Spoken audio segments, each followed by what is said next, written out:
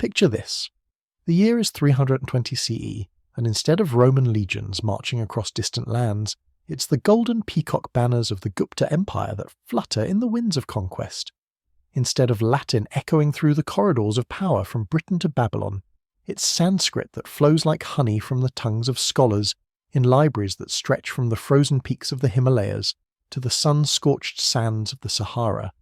What if the mathematical genius that gave us the concept of zero, the surgical precision that pioneered cataract operations, and the astronomical calculations that mapped the cosmos with breathtaking accuracy had not remained confined to the subcontinent? What if ancient India, with its profound wisdom and technological marvels, had reached out beyond its borders and shaped the entire world in its image? Welcome to Mystery History for Sleep, where we drift into the shadows of what might have been.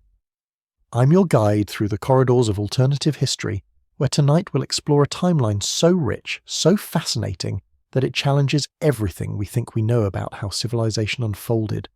Close your eyes and let your imagination wander as we journey into a world where the lotus bloomed not just in sacred ponds, but across every continent, where the Dharma wheel turned not just in monasteries, but in the halls of global power. Tonight, we're not just exploring history, we're rewriting it entirely. We're asking the question that historians rarely dare to pose. What if the centre of world civilization hadn't been Rome, hadn't been Greece, hadn't been Egypt, but had been the magnificent, mystical and mathematically brilliant land we call India? What if the Vedic traditions, the Buddhist philosophies, and the Hindu sciences had spread their roots across every nation, every culture, every corner of our planet? But before we can understand how India might have ruled the world, we must first understand why it didn't. We must peer into the mists of actual history to see the moments when the tide could have turned, when the great Indian empires stood at crossroads that might have led them not inward to contemplation and spiritual growth, but outward to conquest and global dominion. For you see, ancient India possessed something that few civilizations in history could claim. It had the knowledge, the wealth, the population, and the organizational capacity to reshape the entire world. The question isn't whether they could have done it. The question is, what would have happened if they had chosen to do it? Imagine, if you will, a world where the great universities of Nalanda and Takshashila weren't just centers of learning for South Asian scholars, but became the Harvard and Oxford of the ancient world, drawing students from every corner of the globe. Picture a timeline where the mathematical innovations of Aryabhata and Brahmagupta didn't slowly trickle westward through Arabic translations, but spread rapidly through Indian trade networks and colonial administrations. Envision an Earth where the medical knowledge of Sushruta and Karakar wasn't preserved in Sanskrit texts that few could read, but became the foundation of global healthcare, taught in Indian languages in hospitals from London to Lagos.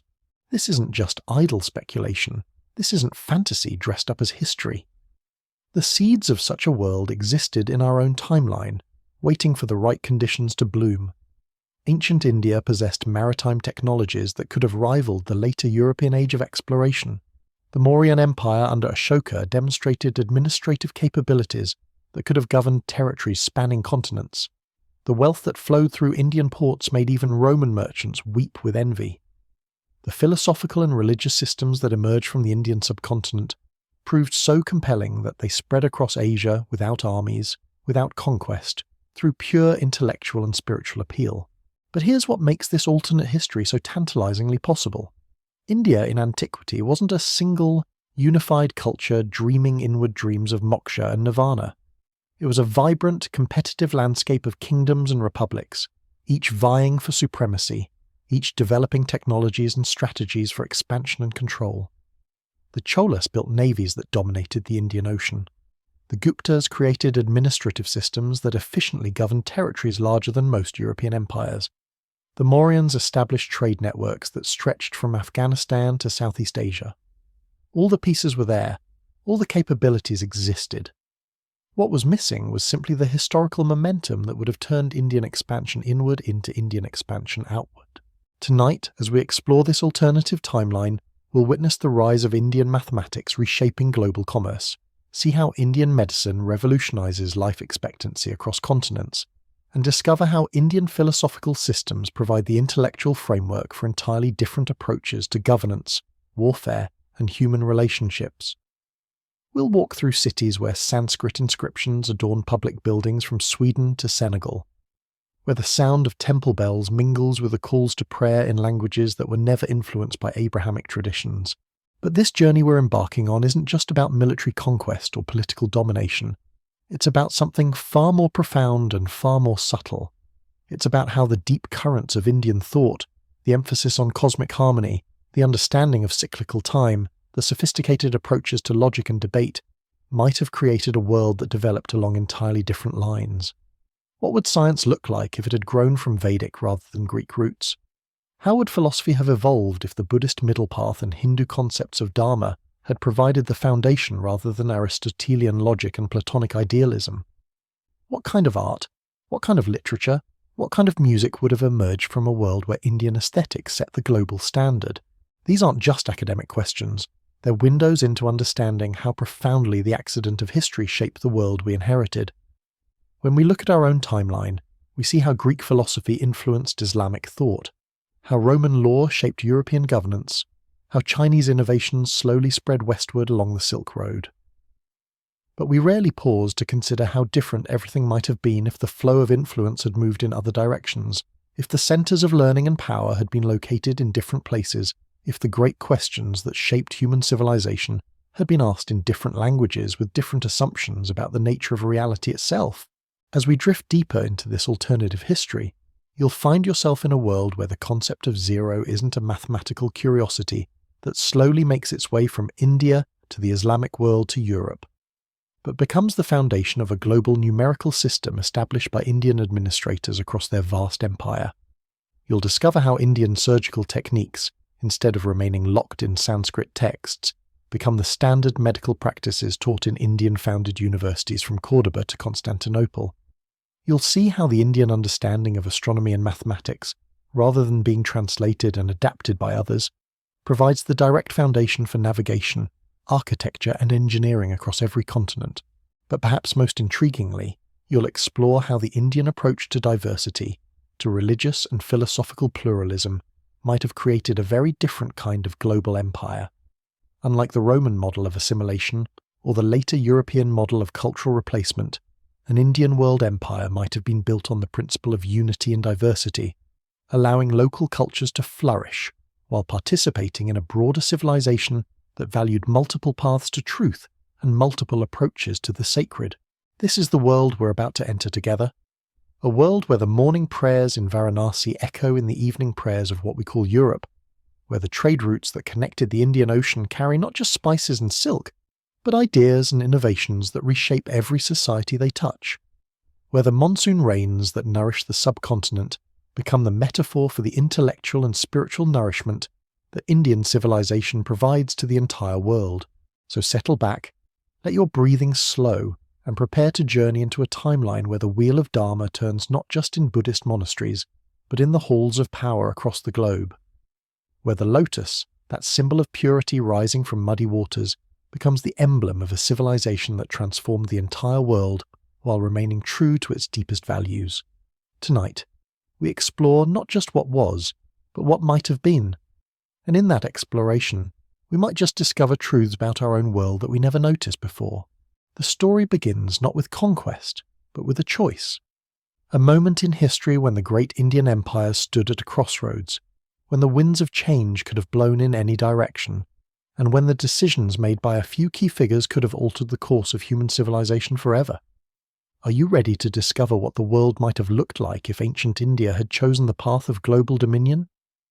Are you prepared to see how the profound wisdom of the East might have shaped the development of the West? Then let us begin this journey into the realm of infinite possibility, where history becomes not a fixed narrative, but a flowing river that could have taken countless different courses to the sea. The transformation begins in the year 320 CE, not with the sound of war drums or the clash of bronze against bronze, but with something far more subtle and far more powerful, the quiet scratching of reed pens on palm leaf manuscripts in the great library of Pataliputra. Here, in the heart of what we know as the Gupta Empire, a decision is being made that will reshape the very fabric of human civilization. The court astronomers have just completed their calculations of the monsoon patterns, not just for the Indian subcontinent, but for the entire Indian Ocean basin. They've mapped the winds that could carry Indian ships to the coasts of Africa, to the islands of Southeast Asia, to lands that exist only in the stories told by Persian merchants and Roman traders. But tonight, as we drift into this alternative timeline, the Gupta Emperor Chandragupta II isn't looking at these maps as tools for trade. He's seeing them as pathways to something unprecedented in human history: the creation of a global civilization built not on the Roman model of military conquest, but on the Indian principles of dharma, of righteous governance that adapts to local conditions while maintaining universal truths. Picture yourself standing in the great council chamber of Pataliputra as this momentous decision unfolds. The walls are adorned with frescoes depicting not just Indian deities, but the gods and goddesses of distant lands. For the Indian approach to expansion has always been one of inclusion rather than replacement. The air is thick with the scent of sandalwood incense, and the soft murmur of scholarly debate fills the space, as the greatest minds of the age wrestle with a question that will echo through the centuries. How does one spread civilization without destroying the civilizations that already exist? The answer they arrive at is uniquely Indian in its sophistication. Rather than sending armies to conquer territory, they will send scholars to establish schools. Rather than imposing Indian culture on distant lands, they will create a framework within which all cultures can flourish while contributing to a greater whole. The Indian concept of the world as a family, Vasudhaiva Kutumbakam, becomes not just a philosophical ideal, but a practical blueprint for global governance. The first expedition set sail from the ports of Kalinga in 325 CE. But these aren't the treasure fleets of later Chinese emperors or the conquest armadas of future European powers. These are floating universities, ships carrying not just Indian merchants and administrators, but teachers, doctors, engineers, and philosophers. Each vessel is equipped with libraries containing the greatest works of Indian scholarship: the mathematical treatises of Aryabhata, the medical texts of Sushruta, the astronomical observations that have been accumulating in Indian observatories for centuries. As these expeditions reach the coasts of Southeast Asia, something remarkable begins to unfold. The local rulers, rather than resisting Indian influence, actively seek it out. They've heard stories of the prosperity and stability of Indian kingdoms, of the sophisticated administrative systems that can govern vast territories while respecting local customs. They've learned of the Indian mathematical systems that make complex calculations simple, of the Indian medical knowledge that can cure diseases their own healers cannot touch. But here's where our alternative timeline reveals its most fascinating aspect. The Indian approach to cultural expansion is unlike anything the world has ever seen. When Indian scholars arrive in the kingdoms of what we call Indonesia, they don't demand the abandonment of local beliefs. Instead, they demonstrate how local deities can be understood as manifestations of universal principles, how local customs can be enhanced and refined through Indian philosophical frameworks. The result is not the replacement of indigenous cultures, but their elevation and integration into a broader system of understanding. Imagine walking through the streets of a Southeast Asian port city in the year 350 CE in our alternative timeline. The architecture is distinctly local, built to handle tropical rains and monsoon winds, but it incorporates Indian mathematical principles that make the buildings stronger and more beautiful. The local language is still spoken, but it's been enriched with Sanskrit terms for concepts that didn't exist before: precise mathematical expressions, sophisticated philosophical ideas, advanced medical terminology. The local gods are still worshipped, but their stories have been woven into the great tapestries of Indian mythology, creating new syntheses that are neither purely local nor purely Indian, but something entirely new and wonderful. This pattern repeats itself as Indian influence spreads westward along the ancient trade routes. By 375 CE, Indian scholars have established academies in the great cities of Central Asia, those crucial stopping points along the Silk Road where east meets west. But in our timeline, these aren't just trading posts where goods change hands. They're centres of learning where the accumulated wisdom of India encounters the philosophical traditions of Persia, the mathematical knowledge of Babylon, the astronomical observations of Egypt.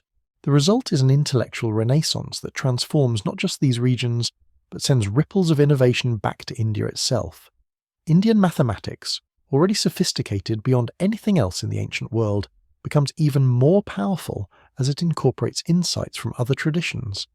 Indian medicine, already advanced in its understanding of surgery and herbal treatments, expands its knowledge base by studying the healing practices of distant lands. Indian philosophy, already rich in its exploration of consciousness and reality, deepens its insights through dialogue with other ways of understanding the world. But perhaps the most profound transformation occurs in the realm of governance.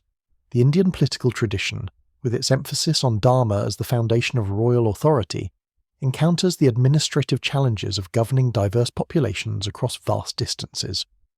The solution that emerges is revolutionary, a system of nested autonomies where local communities maintain their own customs and laws while participating in larger structures that provide security, trade facilitation, and knowledge sharing. Picture yourself as a traveller in the year 400 CE, journeying from the Indian heartland to the Mediterranean coast. As you move from kingdom to kingdom, you notice that while local languages and customs remain distinct, there's an underlying unity that makes your journey remarkably smooth. The same mathematical principles that govern trade in Delhi also operate in Damascus. The same medical knowledge that heals the sick in Pataliputra also serves patients in Palmyra. The same philosophical frameworks that guide decision-making in Indian courts also influence the deliberations of rulers whose ancestors never heard of the Vedas. This isn't the result of military conquest or cultural imperialism. It's the natural outcome of a system that offers genuine benefits to all who participate in it. The Indian approach to expansion succeeds not because it's imposed from above, but because it's adopted from below, chosen by local populations who recognize its advantages and adapt it to their own needs and conditions. By 425 CE, Indian influence has reached the shores of the Mediterranean, but not as we might expect. There are no Indian armies besieging Roman cities, no Indian governors displacing local rulers. Instead, there are Indian scholars in the Great Library of Alexandria, working alongside Egyptian priests and Greek philosophers to create new syntheses of knowledge. There are Indian merchants in the markets of Constantinople, but they're not just trading spices and silk. They're sharing innovations in mathematics and medicine, introducing new approaches to engineering and architecture. The Roman Empire, in our alternative timeline, doesn't fall to barbarian invasions or internal decay. Instead, it gradually transforms as it absorbs Indian innovations and adapts Indian governmental principles. The rigid hierarchies of Roman society give way to more flexible systems that recognize merit and wisdom regardless of birth. The Roman legal system, famous for its precision, incorporates Indian concepts of restorative justice and dharmic governance. The result is not the end of Roman civilization, but its evolution into something unprecedented, a Mediterranean society that maintains its distinctively Western character while participating in a global system of knowledge and governance centered in India. As we drift deeper into this alternative history, we begin to see how profoundly different the world becomes when expansion is driven by the desire to share wisdom rather than accumulate wealth, when conquest means the winning of hearts and minds rather than the subjugation of bodies and territories. The Indian model of empire, built on the principle that diversity strengthens rather than weakens the whole, creates a world that is both more unified and more varied than anything our own timeline has produced. But this transformation isn't happening only through peaceful means. The Indian military traditions, refined through centuries of warfare between competing kingdoms, prove remarkably effective when turned outward.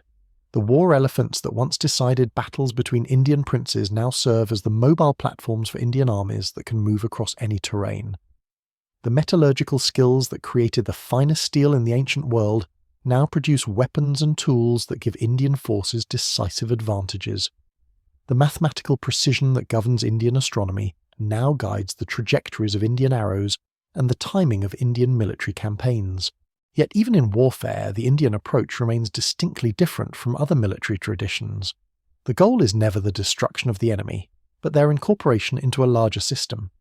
Captured territories aren't stripped of their wealth and population, but developed and enhanced. Defeated rulers aren't executed or exiled, but educated and integrated into the Indian administrative system. The result is expansion that strengthens rather than weakens the regions it touches, conquest that builds up rather than tears down.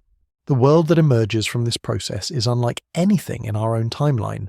It's a world where the profound insights of Indian philosophy provide the intellectual framework for global civilization, where the sophisticated methodologies of Indian science guide technological development across continents, where the inclusive principles of Indian spirituality create space for all traditions to flourish while contributing to a greater whole.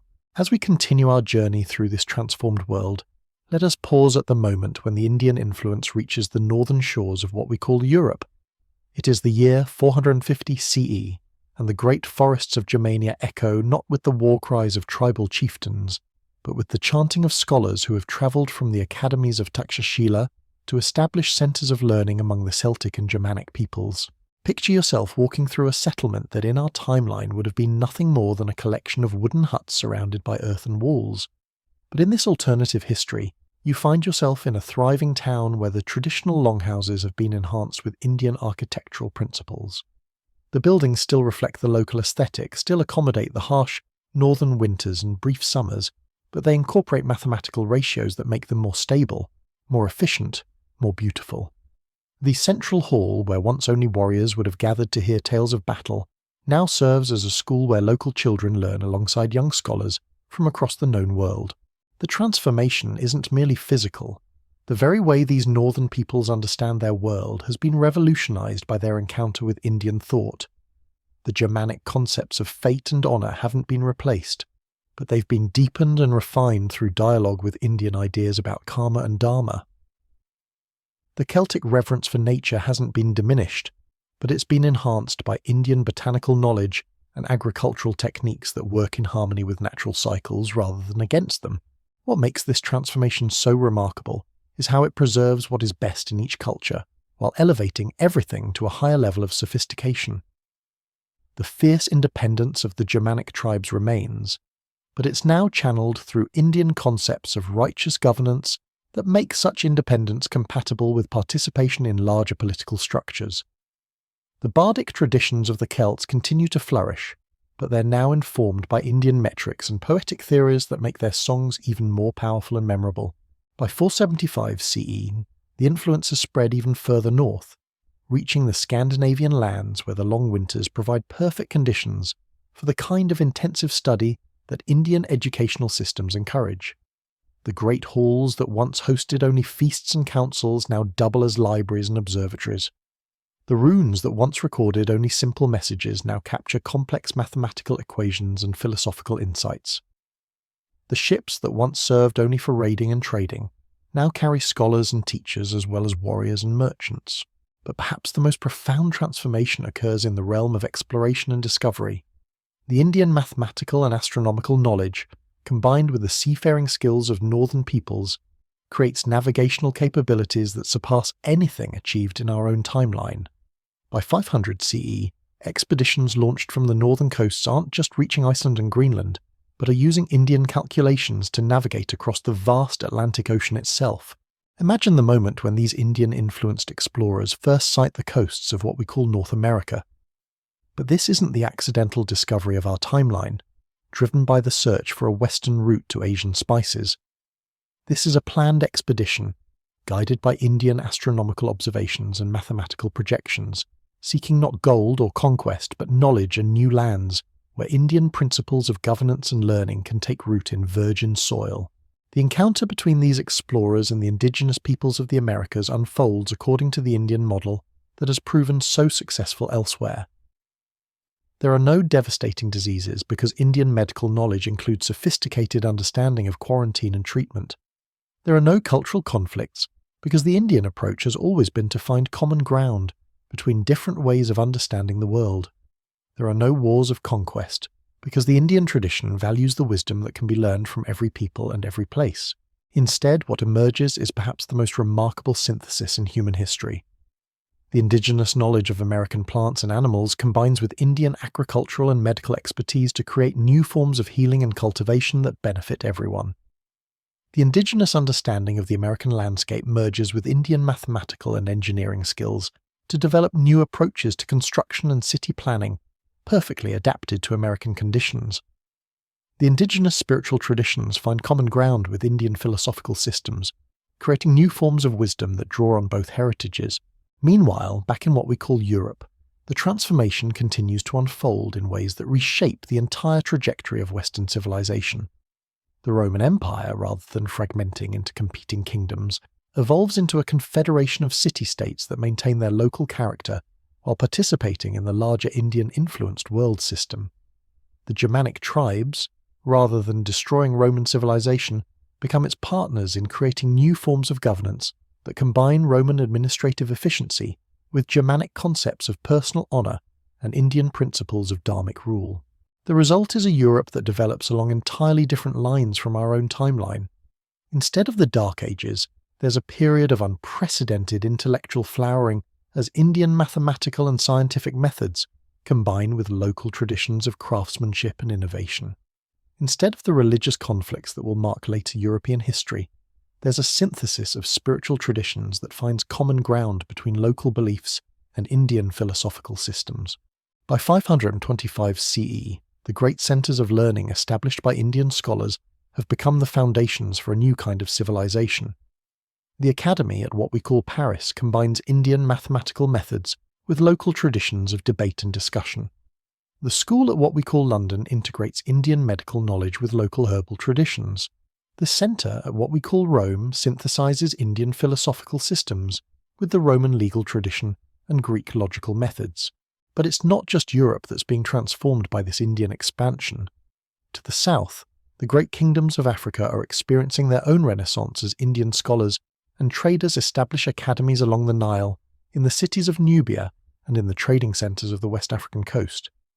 The ancient wisdom of African peoples, their sophisticated understanding of metallurgy and astronomy, their complex political systems and rich artistic traditions, don't disappear under Indian influence.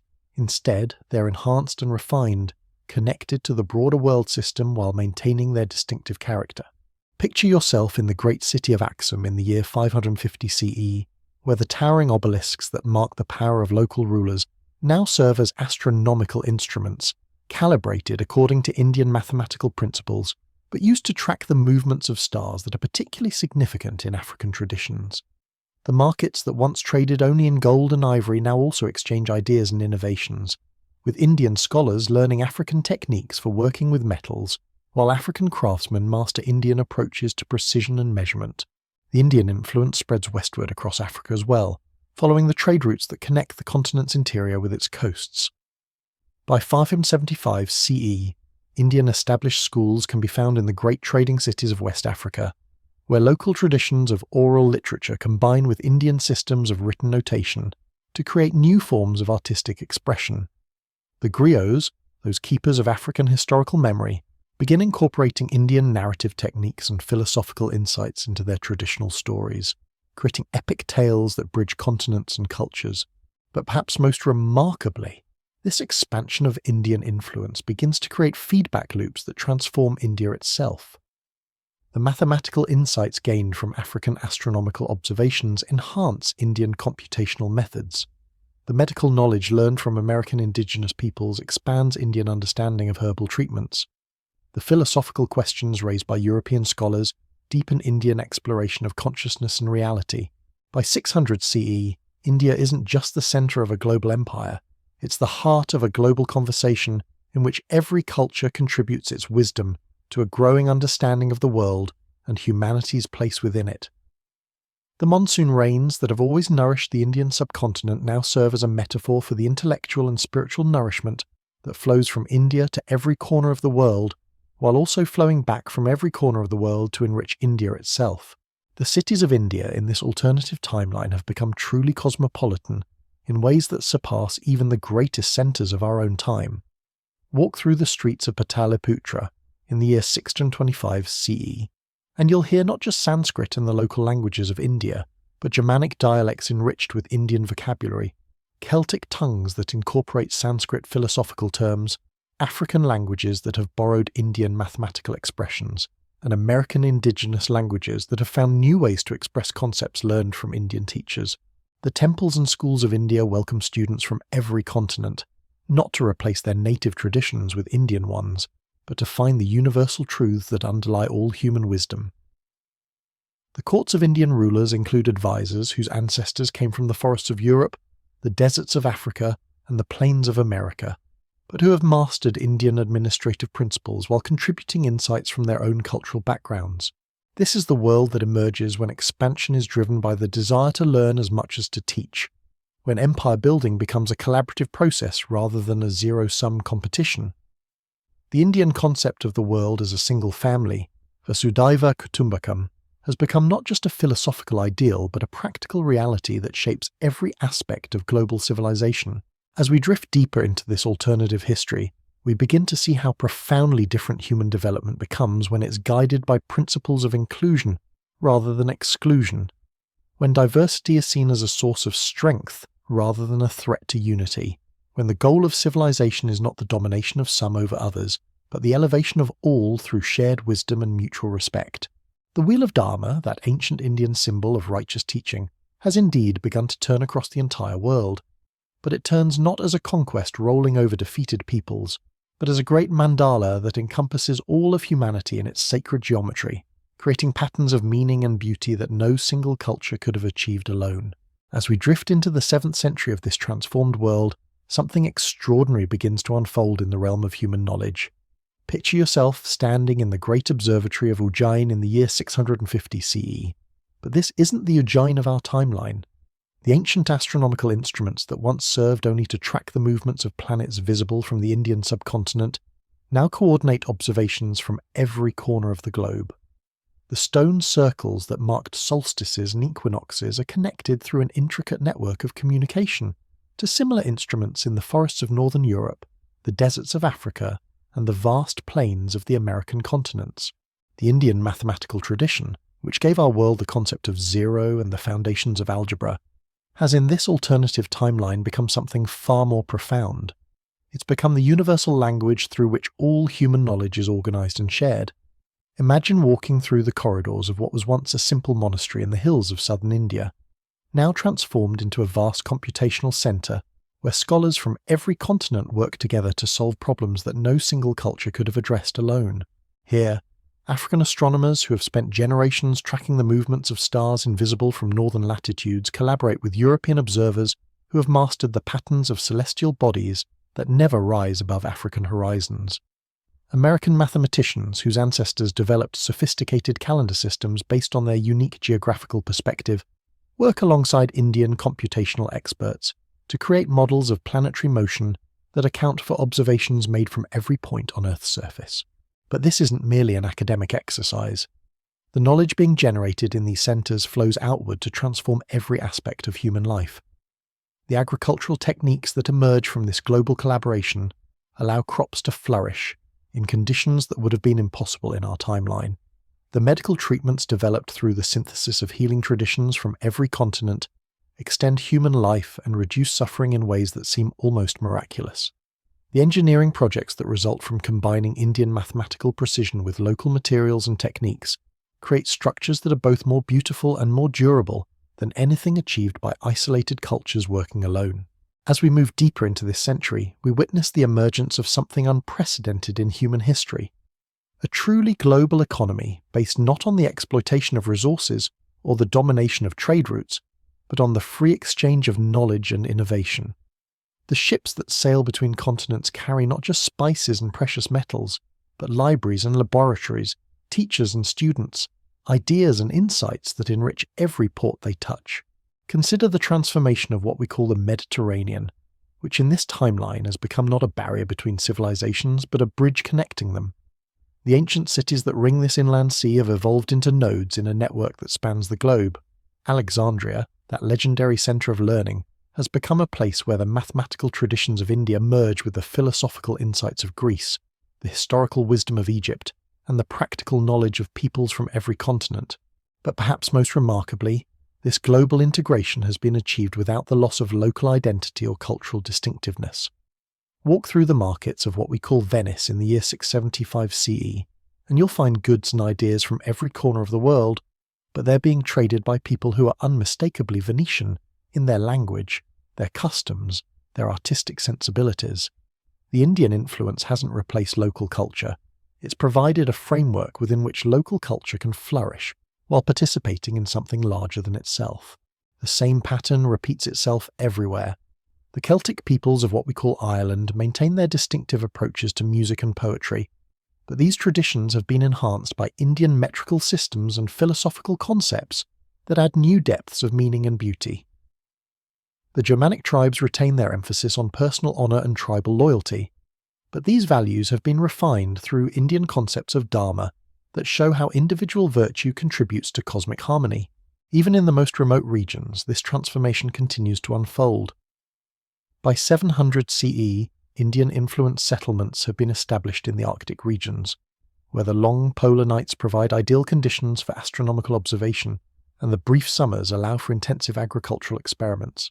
The indigenous peoples of these regions haven't been displaced or assimilated, but have become partners in exploring how human civilization can adapt to the most challenging environments on Earth. The knowledge gained from these Arctic settlements flows back to influence developments in other regions. The techniques for preserving food through the long winter months are adapted for use in tropical regions during seasonal droughts.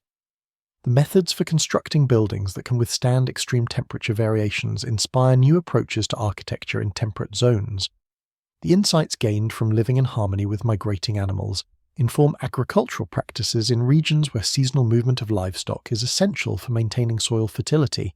Meanwhile, in the southern hemisphere, explorations have reached the great island continent that we call Australia, where encounters with indigenous peoples who have maintained sophisticated, sustainable relationships with their environment for tens of thousands of years lead to revolutionary new understandings of ecology and conservation. The Indian principle of ahimsa, non-violence toward all living beings, finds its perfect expression in Aboriginal Australian land management practices that maintain the health of entire ecosystems across geological timescales. The synthesis that emerges from this encounter transforms not just local practices but global understanding. The circular time concepts that are central to both Indian and Aboriginal Australian thought combine to create new approaches to planning and decision-making that consider consequences across multiple generations. The Indian mathematical tradition, with its sophisticated understanding of infinite series and recursive patterns, provides tools for modelling the complex ecological relationships that Aboriginal Australians have understood intuitively for millennia. By 725 CE, the world has become a place where knowledge flows as freely as water, where innovations developed in one region quickly spread to benefit all regions, where the wisdom accumulated by any people becomes part of the heritage of all peoples. But this isn't a homogenized world where local differences have been erased. Instead, it's a world where diversity has been maximized, where the unique insights that emerge from different environments and different historical experiences are preserved and celebrated as contributions to human understanding. The cities that serve as nodes in this global network have become unlike anything in our own timeline. Imagine walking through the streets of what we call Cordoba in the year 750 CE, where the architecture reflects not just local building traditions, but the mathematical principles discovered in India, the engineering techniques developed in the Americas, and the aesthetic sensibilities refined in Africa. The libraries contain texts in dozens of languages, but all organised according to the same systematic principles that allow scholars from any culture to find the information they need. The schools welcome students from every continent, but rather than imposing a single curriculum, they adapt their teaching methods to accommodate different learning styles and cultural backgrounds. A young person from the northern forests might learn the same mathematical principles as someone from the southern deserts, but through examples and applications that relate to their own experience and environment. The markets showcase goods from every region, but they also serve as centres for the exchange of ideas and techniques. A craftsperson who has mastered a traditional local skill might spend months learning new methods from visitors from distant lands, then return home to create innovations that combine the best of both traditions. Perhaps most importantly, the temples and places of worship reflect this same spirit of synthesis and inclusion. The Indian understanding that all paths can lead to the same ultimate truth has created space for spiritual traditions from every culture to coexist and enrich each other. The meditation techniques developed in Indian monasteries are practiced alongside the ritual dances of African traditions and the vision quests of American indigenous peoples. But this spiritual synthesis isn't a vague syncretism that dilutes all traditions to their lowest common denominator. Instead, it's a sophisticated philosophical framework that recognizes how different approaches to the sacred can complement and strengthen each other. The Indian logical tradition, with its rigorous methods for examining arguments and testing propositions, provides tools for distinguishing between essential spiritual insights and mere cultural accidents. The result is a global spirituality that is both more universal and more profound than any single tradition could achieve alone. As we move into the 8th century of this alternative timeline, we begin to see the emergence of new forms of human consciousness and capability that transcend anything achieved in our own world. The Indian yogic traditions, with their sophisticated understanding of the relationships between mind, body and spirit, have been enhanced by insights from every culture that has developed techniques for expanding human potential. The result is a global population that is not just more knowledgeable but more capable, not just more prosperous but more fulfilled, not just more connected but more individually developed. The Indian ideal of the fully realized human being, the person who has actualized their potential in every dimension of existence, has become not just a spiritual goal but a practical possibility for people from every culture and every walk of life.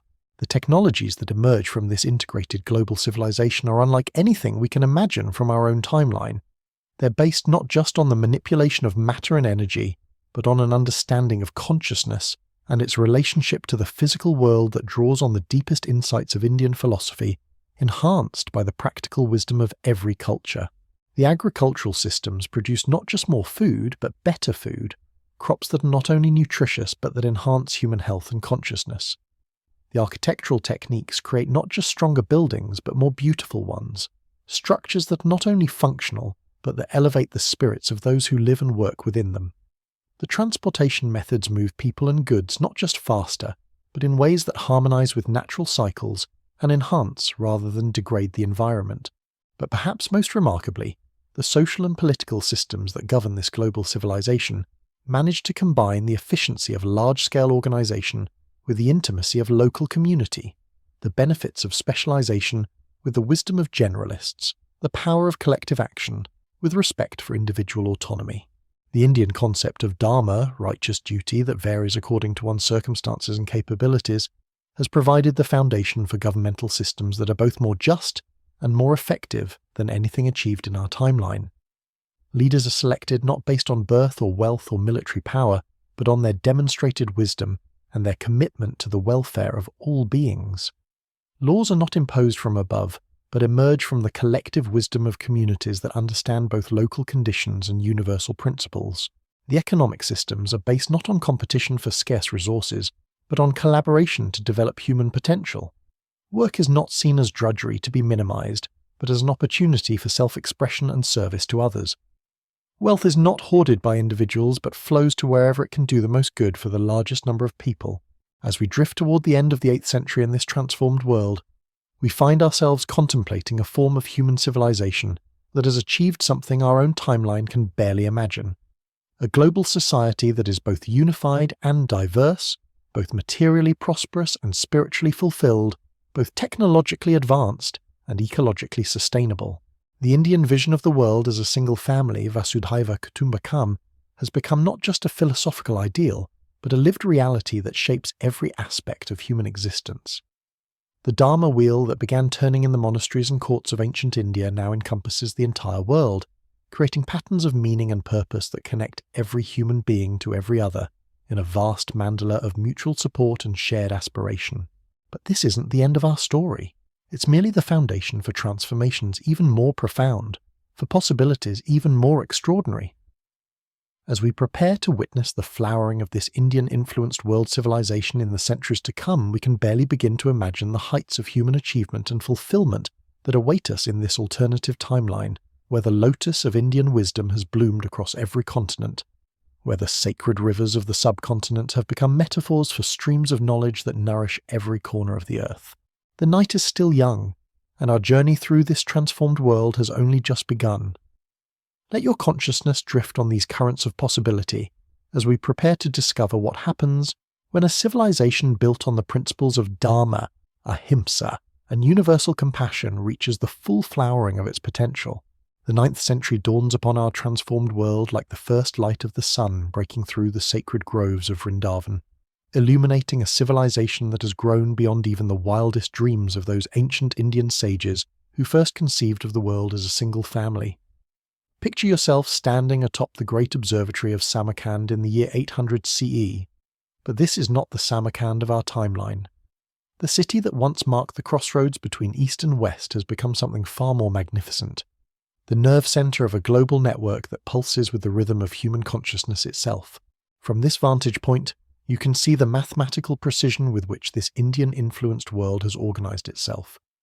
The streets below flow in patterns that mirror the sacred geometry found in ancient mandalas, but these aren't merely aesthetic choices. They represent the practical application of Indian urban planning principles that have been refined through centuries of experimentation across every conceivable climate and terrain. The buildings rise in harmony with natural landforms, their proportions calculated according to mathematical ratios that the ancient Indian architects discovered create the most pleasing and functional spaces for human habitation. But as your eyes sweep across this transformed landscape, what strikes you most profoundly is the quality of light itself. There's something in the air, something in the very atmosphere of this world that speaks of a different relationship between human consciousness and the physical environment. The Indian understanding of prana, that subtle life force that animates all existence, has in this timeline become more than a philosophical concept.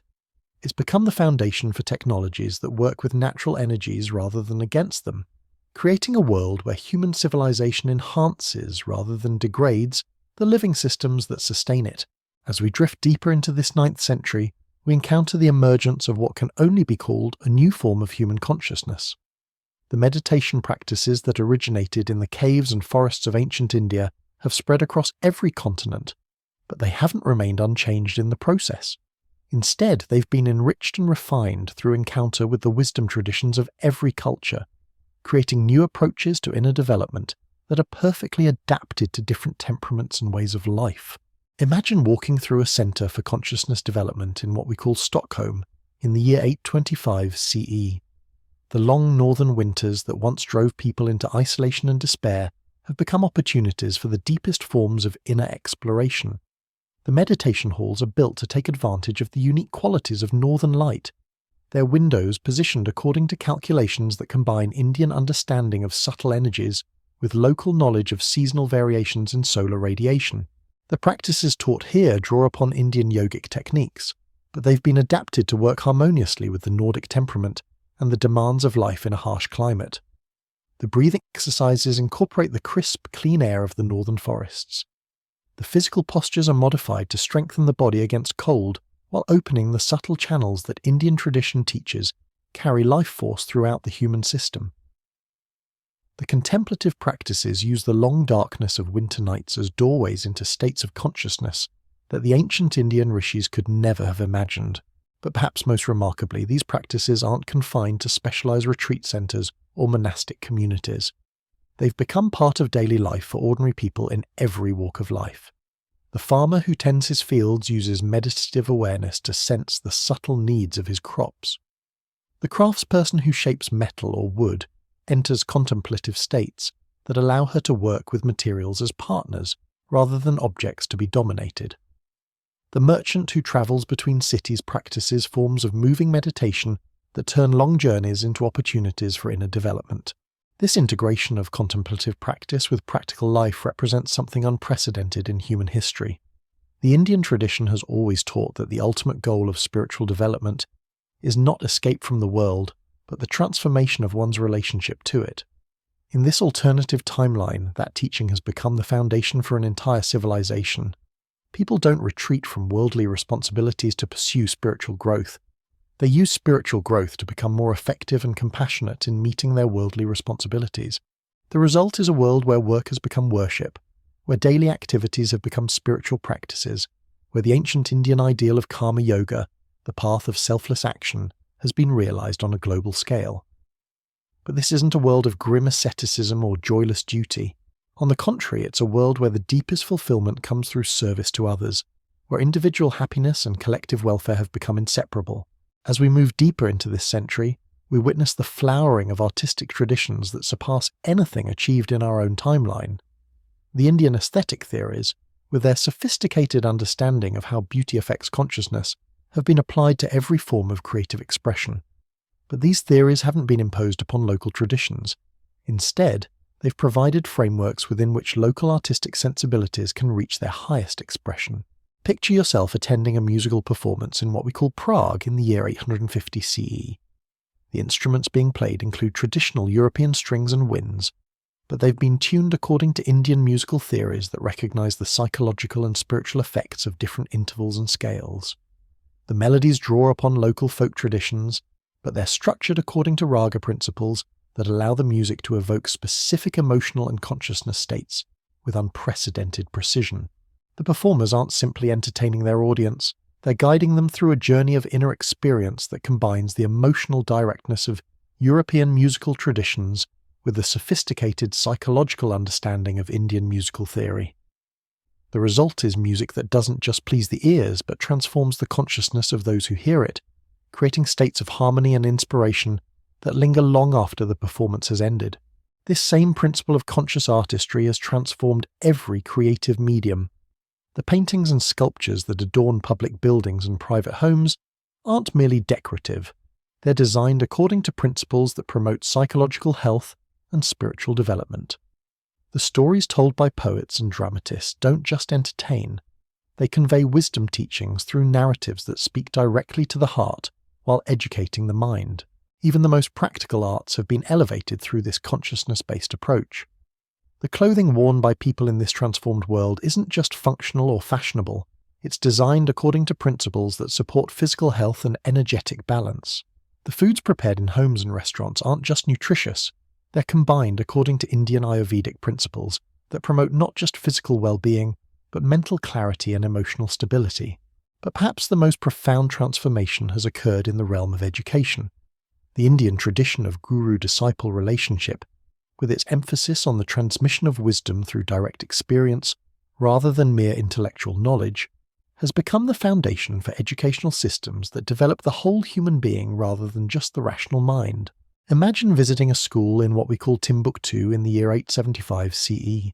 The children who gather here each morning come from families representing dozens of different cultural backgrounds, but they're all participating in an educational process that honours their individual differences while helping them discover their unique contributions to the human family. The curriculum includes the mathematical and scientific knowledge that Indian scholars have developed over centuries, but it's taught through methods that engage the emotions and intuition as well as the intellect. The students don't just memorise facts and formulas, they're guided to discover principles through their own experience and observation. They don't just study the wisdom of the past, they're taught to think creatively and independently, to question assumptions and explore new possibilities. Most importantly, they don't just develop their individual talents, they learn to see themselves as part of a larger whole, to understand how their personal growth contributes to the welfare of their communities and the evolution of human consciousness itself. The teachers in these schools aren't just instructors, they're guides and mentors who have dedicated their lives to understanding how learning happens and how human potential can be most effectively awakened. They've been trained not just in subject matter, but in the subtle art of recognizing each student's unique learning style and helping them find the approaches that work best for their particular temperament and capabilities. But education in this transformed world doesn't end with childhood, or even with formal schooling. The Indian concept of lifelong learning has become a practical reality, as societies have organized themselves to support continuous growth and development throughout the human lifespan. Every community includes centers where adults can continue their education, explore new interests, and develop skills that weren't available when they were young. The elderly aren't marginalized or forgotten. They're honored as repositories of wisdom and experience whose insights are essential for the continued development of their communities. The Indian tradition of respecting elders has been combined with practical systems that allow older people to continue contributing their knowledge and skills while receiving the support they need to remain healthy and active. This intergenerational collaboration has produced innovations and insights that no single age group could have achieved alone. The wisdom of experience combines with the energy of youth to create solutions to problems that have plagued human societies throughout history. The accumulated knowledge of lifetimes merges with fresh perspectives to generate new approaches to ancient challenges. As we approach the end of the 9th century in this alternative timeline, we find ourselves contemplating a form of human civilization that has achieved something truly extraordinary. The integration of material and spiritual development, the harmonization of individual fulfillment with collective welfare, the synthesis of diverse cultural traditions into a greater whole that enhances rather than diminishes each part. The Indian vision of dharma, righteous action that varies according to circumstances while remaining true to universal principles, has become the organizing framework for societies that are both more efficient and more compassionate than anything our own timeline has produced. People understand their roles and responsibilities not as burdens imposed from outside, but as opportunities to express their deepest values and contribute to something larger than themselves. The economic systems that have emerged from this Dharmic foundation operate according to principles that ensure prosperity flows to where it's most needed, while encouraging the development of human potential rather than its exploitation. Work isn't seen as something to be minimized or escaped from, but as a form of creative expression and spiritual practice that allows individuals to discover and develop their unique gifts while serving the needs of their communities. The political structures that govern this global civilization combine the wisdom of traditional Indian concepts of righteous rulership with insights drawn from every culture's experience of governance.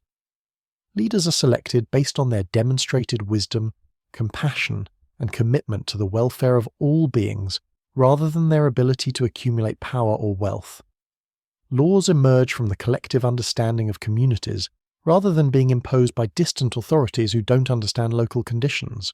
But perhaps most remarkably, this transformed world has achieved something that seems almost miraculous from the perspective of our own timeline: the elimination of war as a means of resolving conflicts between groups. The Indian principle of ahimsa, non-violence toward all living beings, has been combined with sophisticated methods of conflict resolution that address the root causes of disagreement rather than just their surface manifestations. When disputes arise between communities or regions, they're addressed through processes that draw upon the wisdom traditions of every culture that has developed effective methods for restoring harmony. The Indian practices of debate and logical analysis are combined with African traditions of consensus building, Native American approaches to circle process, and European methods of systematic investigation to create ways of resolving conflicts that leave all parties feeling heard and respected. The result is a world where human energy that in our timeline is wasted on warfare and preparation for warfare is instead channeled into creative endeavors that benefit everyone. The resources that might have been spent on weapons and armies are invested in education, healthcare, artistic development, and the exploration of human potential. The intelligence that might have been devoted to military strategy is applied to solving problems of poverty, disease, environmental degradation, and social injustice. As the 10th century dawns on this transformed world, we find ourselves witnesses to the emergence of human possibilities that our own timeline can barely imagine. The ancient Indian seers who first glimpsed the potential for human consciousness to transcend its apparent limitations would be amazed to see how their insights have flowered in this alternative history, where the whole world has become a laboratory for the development of human potential. The meditation practices that once required withdrawal from society have been integrated into every aspect of daily life. The philosophical understanding that once seemed abstract and impractical has become the foundation for technologies and social systems that work more effectively than anything based purely on material considerations. The spiritual ideals that once seemed impossibly lofty have become practical goals that ordinary people achieve through their participation in communities dedicated to mutual support and shared growth. But this is still not the end of our journey through this remarkable alternative timeline. The foundations have been laid, the systems have been established, the consciousness has been developed that will make possible even more extraordinary achievements in the centuries to come. As we prepare to witness the full flowering of this Indian-influenced global civilization, we can sense the approach of developments that will transcend even our expanded imagination of human possibility. The lotus that began as a seed in the sacred ponds of ancient India has indeed bloomed across every continent, but its fragrance has only begun to permeate the atmosphere of human consciousness. The Dharma wheel that started turning in the meditation halls and royal courts of the subcontinent has become a vast mandala that encompasses all of human experience, but its rotation is accelerating toward transformations that will carry our species beyond the limitations that have defined human existence throughout recorded history. Let your awareness drift on these currents of infinite possibility as we prepare to discover what happens when a civilization built on the deepest insights of Indian wisdom reaches the full expression of its transformative potential. The night sky above this transformed world glimmers with the light of stars that seem to pulse in rhythm with the breathing of a planet where every human being has become a conscious participant in the evolution of consciousness itself. The 10th century unfolds like a sacred scroll, written in languages that transcend words, where the very air seems to shimmer with possibilities that our own timeline could never have conceived. Picture yourself walking through the morning mist that rise from the sacred river that flows through what we call Baghdad. But this is not the Baghdad of our history. The city that once stood at the crossroads of ancient trade routes has become something far more profound, a living mandala where the mathematical principles discovered in ancient Indian ashrams have been applied to create urban spaces that function as instruments of consciousness transformation. The streets don't merely connect one place to another, they follow patterns that mirror the flow of prana through the human body, creating pathways that naturally guide pedestrians into states of meditative awareness as they move through their daily activities. The buildings don't simply provide shelter, they're constructed according to principles that harmonize human consciousness with cosmic rhythms. Their proportions calculated to create resonances that promote physical health, mental clarity, and spiritual insight. But as you move deeper into this transformed cityscape, what strikes you most powerfully is the quality of silence that underlies all activity. Even in the busiest markets, even during the most animated conversations, there's an underlying stillness that speaks of a population that has learned to act from the center of their being, rather than from the surface turbulence of reactive emotion. This is the fruit of centuries of meditation practice integrated into every aspect of daily life, the result of Indian contemplative wisdom becoming not just a spiritual discipline, but a practical foundation for an entire civilization. The merchants who negotiate prices in these markets do so from a place of inner equilibrium that allows them to seek outcomes that benefit everyone involved, rather than trying to maximize personal advantage at others' expense. The craftspeople who create goods in the workshops surrounding the city centre work in states of meditative absorption that transform their labour into forms of artistic expression and spiritual practice. The administrators who manage the complex systems that keep the city functioning operate from a level of consciousness that sees the interconnectedness of all activities and decisions. This transformation of ordinary consciousness has produced innovations that seem almost miraculous from the perspective of our own timeline. The Indian understanding of subtle energy, refined through centuries of yogic experimentation, has been applied to create technologies that work with natural forces rather than against them. The water systems that supply the city don't just move liquid from one place to another, they're designed according to principles that enhance the life-giving properties of water through its interaction with specially prepared crystals and metals. The agricultural techniques that supply food for the population don't simply grow crops. They create living systems that enhance soil fertility while producing plants that nourish not just the physical body, but the subtle energy systems that Indian tradition teaches are essential for health and spiritual development. The transportation methods that connect this city with others across the globe don't just move people and goods. They do so in ways that support rather than disturb the natural rhythms of the earth and the psychological well-being of travellers. As we drift deeper into this 10th century, we witness the emergence of what can only be called a new species of human consciousness. The Indian techniques for expanding awareness beyond the normal boundaries of individual identity have been refined and adapted for different temperaments and cultural backgrounds, creating a global population that experiences itself as part of a larger organism rather than as isolated individuals competing for scarce resources. Imagine attending a gathering in what we call Cordoba in the year 950 CE, where representatives from every continent have come together to address challenges that affect the entire human family. But this isn't a political conference as we might understand such things. The participants don't represent competing national interests. They embody the collective wisdom of communities that have learned to function as conscious organisms rather than mere aggregations of separate individuals. The discussions that take place in these gatherings operate according to principles that combine the logical rigour of Indian philosophical debate with the intuitive wisdom of indigenous council processes and the systematic investigation methods developed by cultures that have learned to think collectively rather than just individually. The goal isn't to win arguments or advance particular positions. It's to discover solutions that serve the highest good of all beings while respecting the unique needs and contributions of each culture and region. The decisions that emerge from these processes aren't compromises that satisfy no one. They're creative syntheses that transcend the apparent contradictions between different perspectives and reveal possibilities that none of the participants could have imagined working alone. The implementation of these decisions doesn't require enforcement by external authorities. It happens naturally because every participant understands how their individual welfare is connected to the welfare of the whole. But perhaps the most remarkable aspect of this transformed form of governance is how it operates across multiple levels of scale simultaneously. The same principles that guide global decision-making also operate in local communities, in families, and even within individual consciousness. People have learned to govern themselves according to dharmic principles that automatically align personal choices with collective benefit, making external regulation largely unnecessary except for the most complex coordination challenges. This integration of individual and collective consciousness has produced forms of creativity and innovation that surpass anything achieved in our own timeline.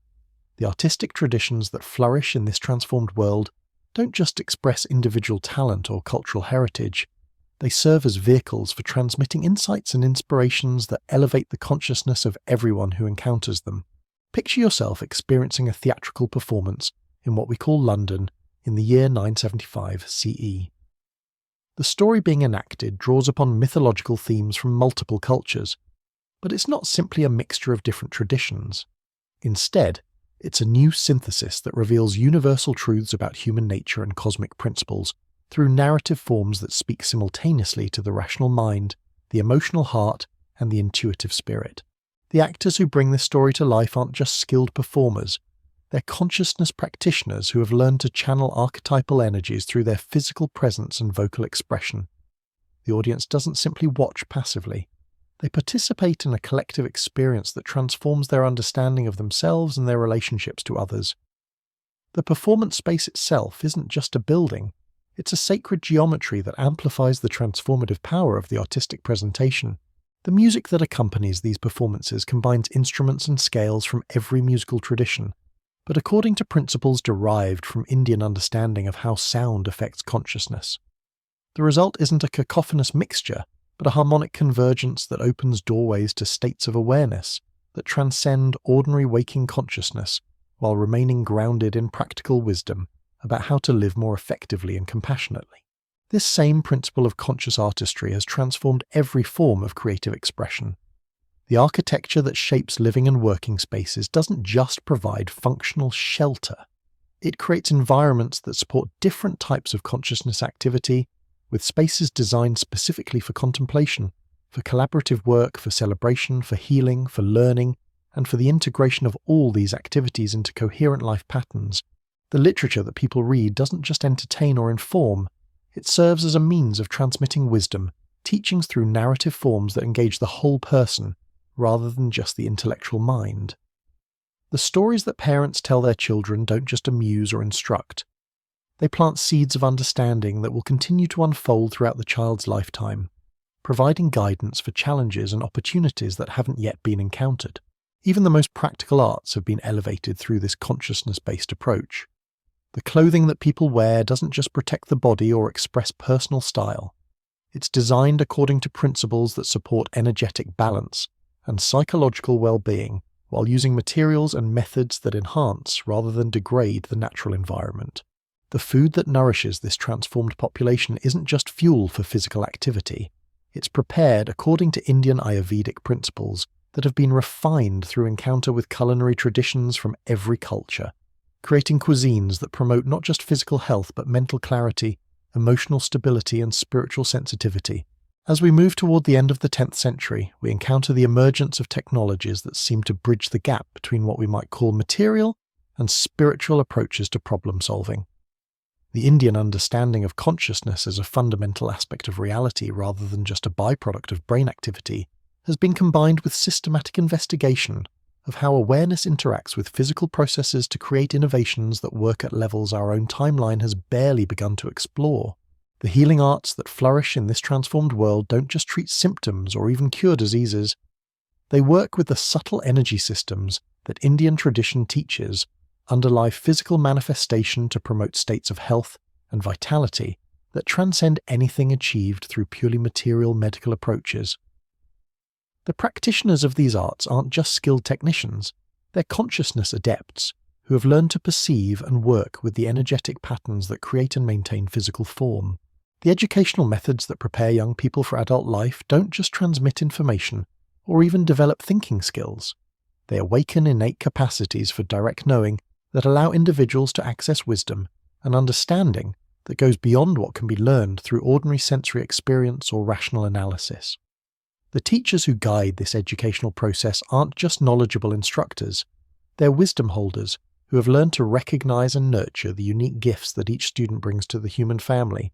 The transportation systems that connect communities across vast distances don't just move physical bodies from one location to another.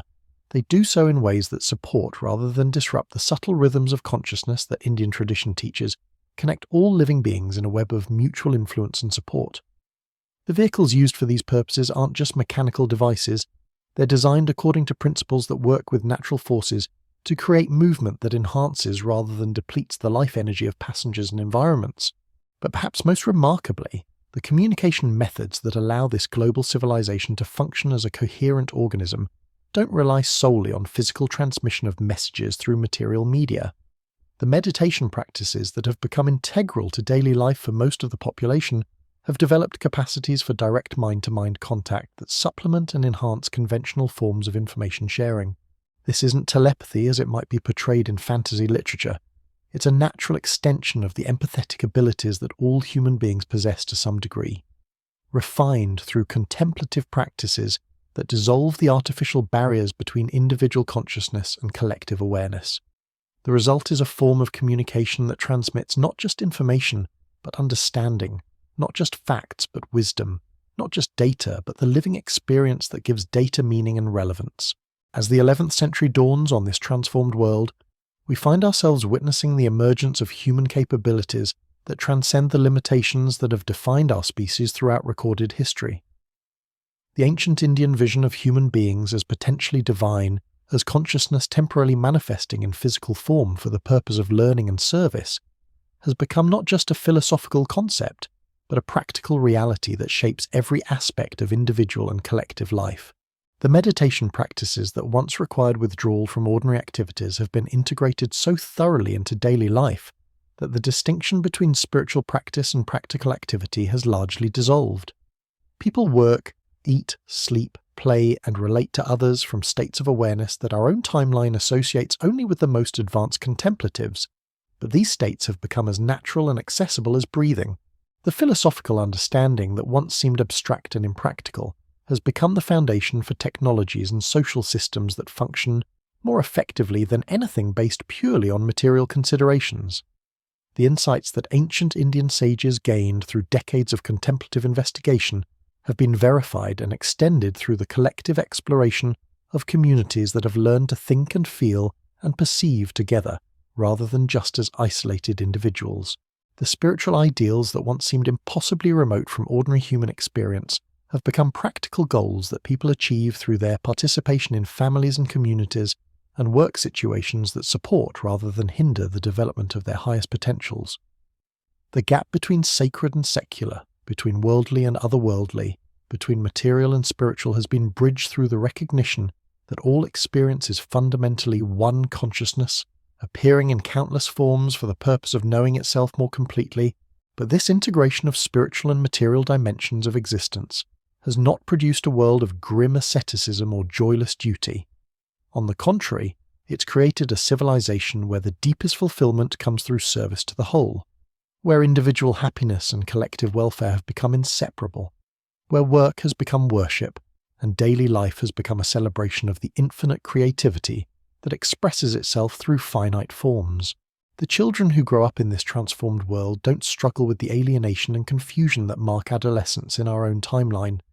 They're guided from birth by communities that understand how consciousness develops and what kinds of experiences and challenges are needed at each stage of growth to support the full flowering of human potential.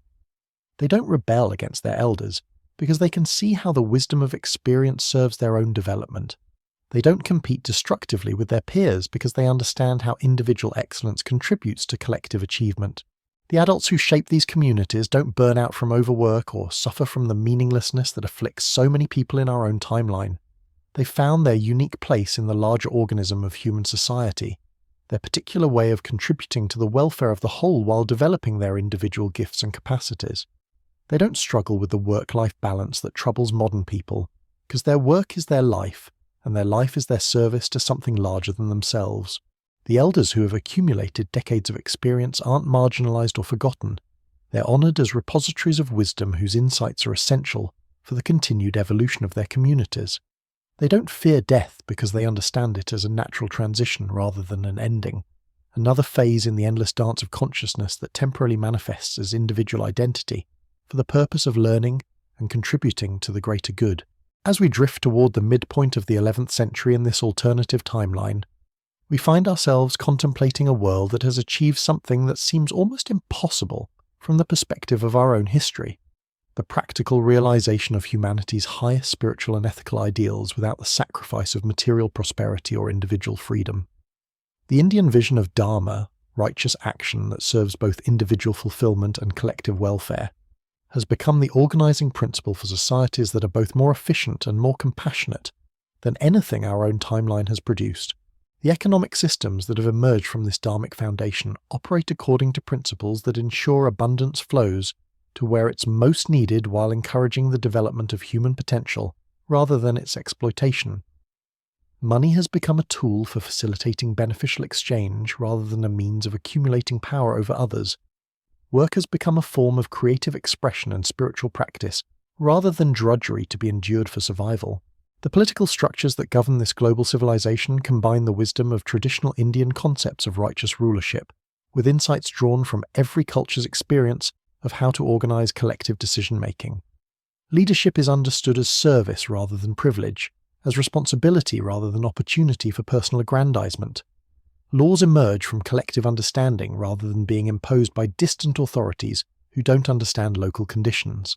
But perhaps most remarkably, this transformed world has achieved something that represents the ultimate triumph of Indian philosophical principles: the elimination of the artificial separation between individual and universal consciousness that creates the illusion of isolation and competition that has driven so much human suffering throughout history.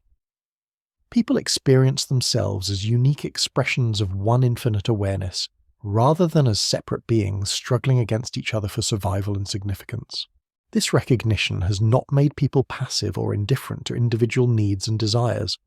On the contrary, it has liberated tremendous creative energy that was previously wasted on defensive strategies and competitive behaviors.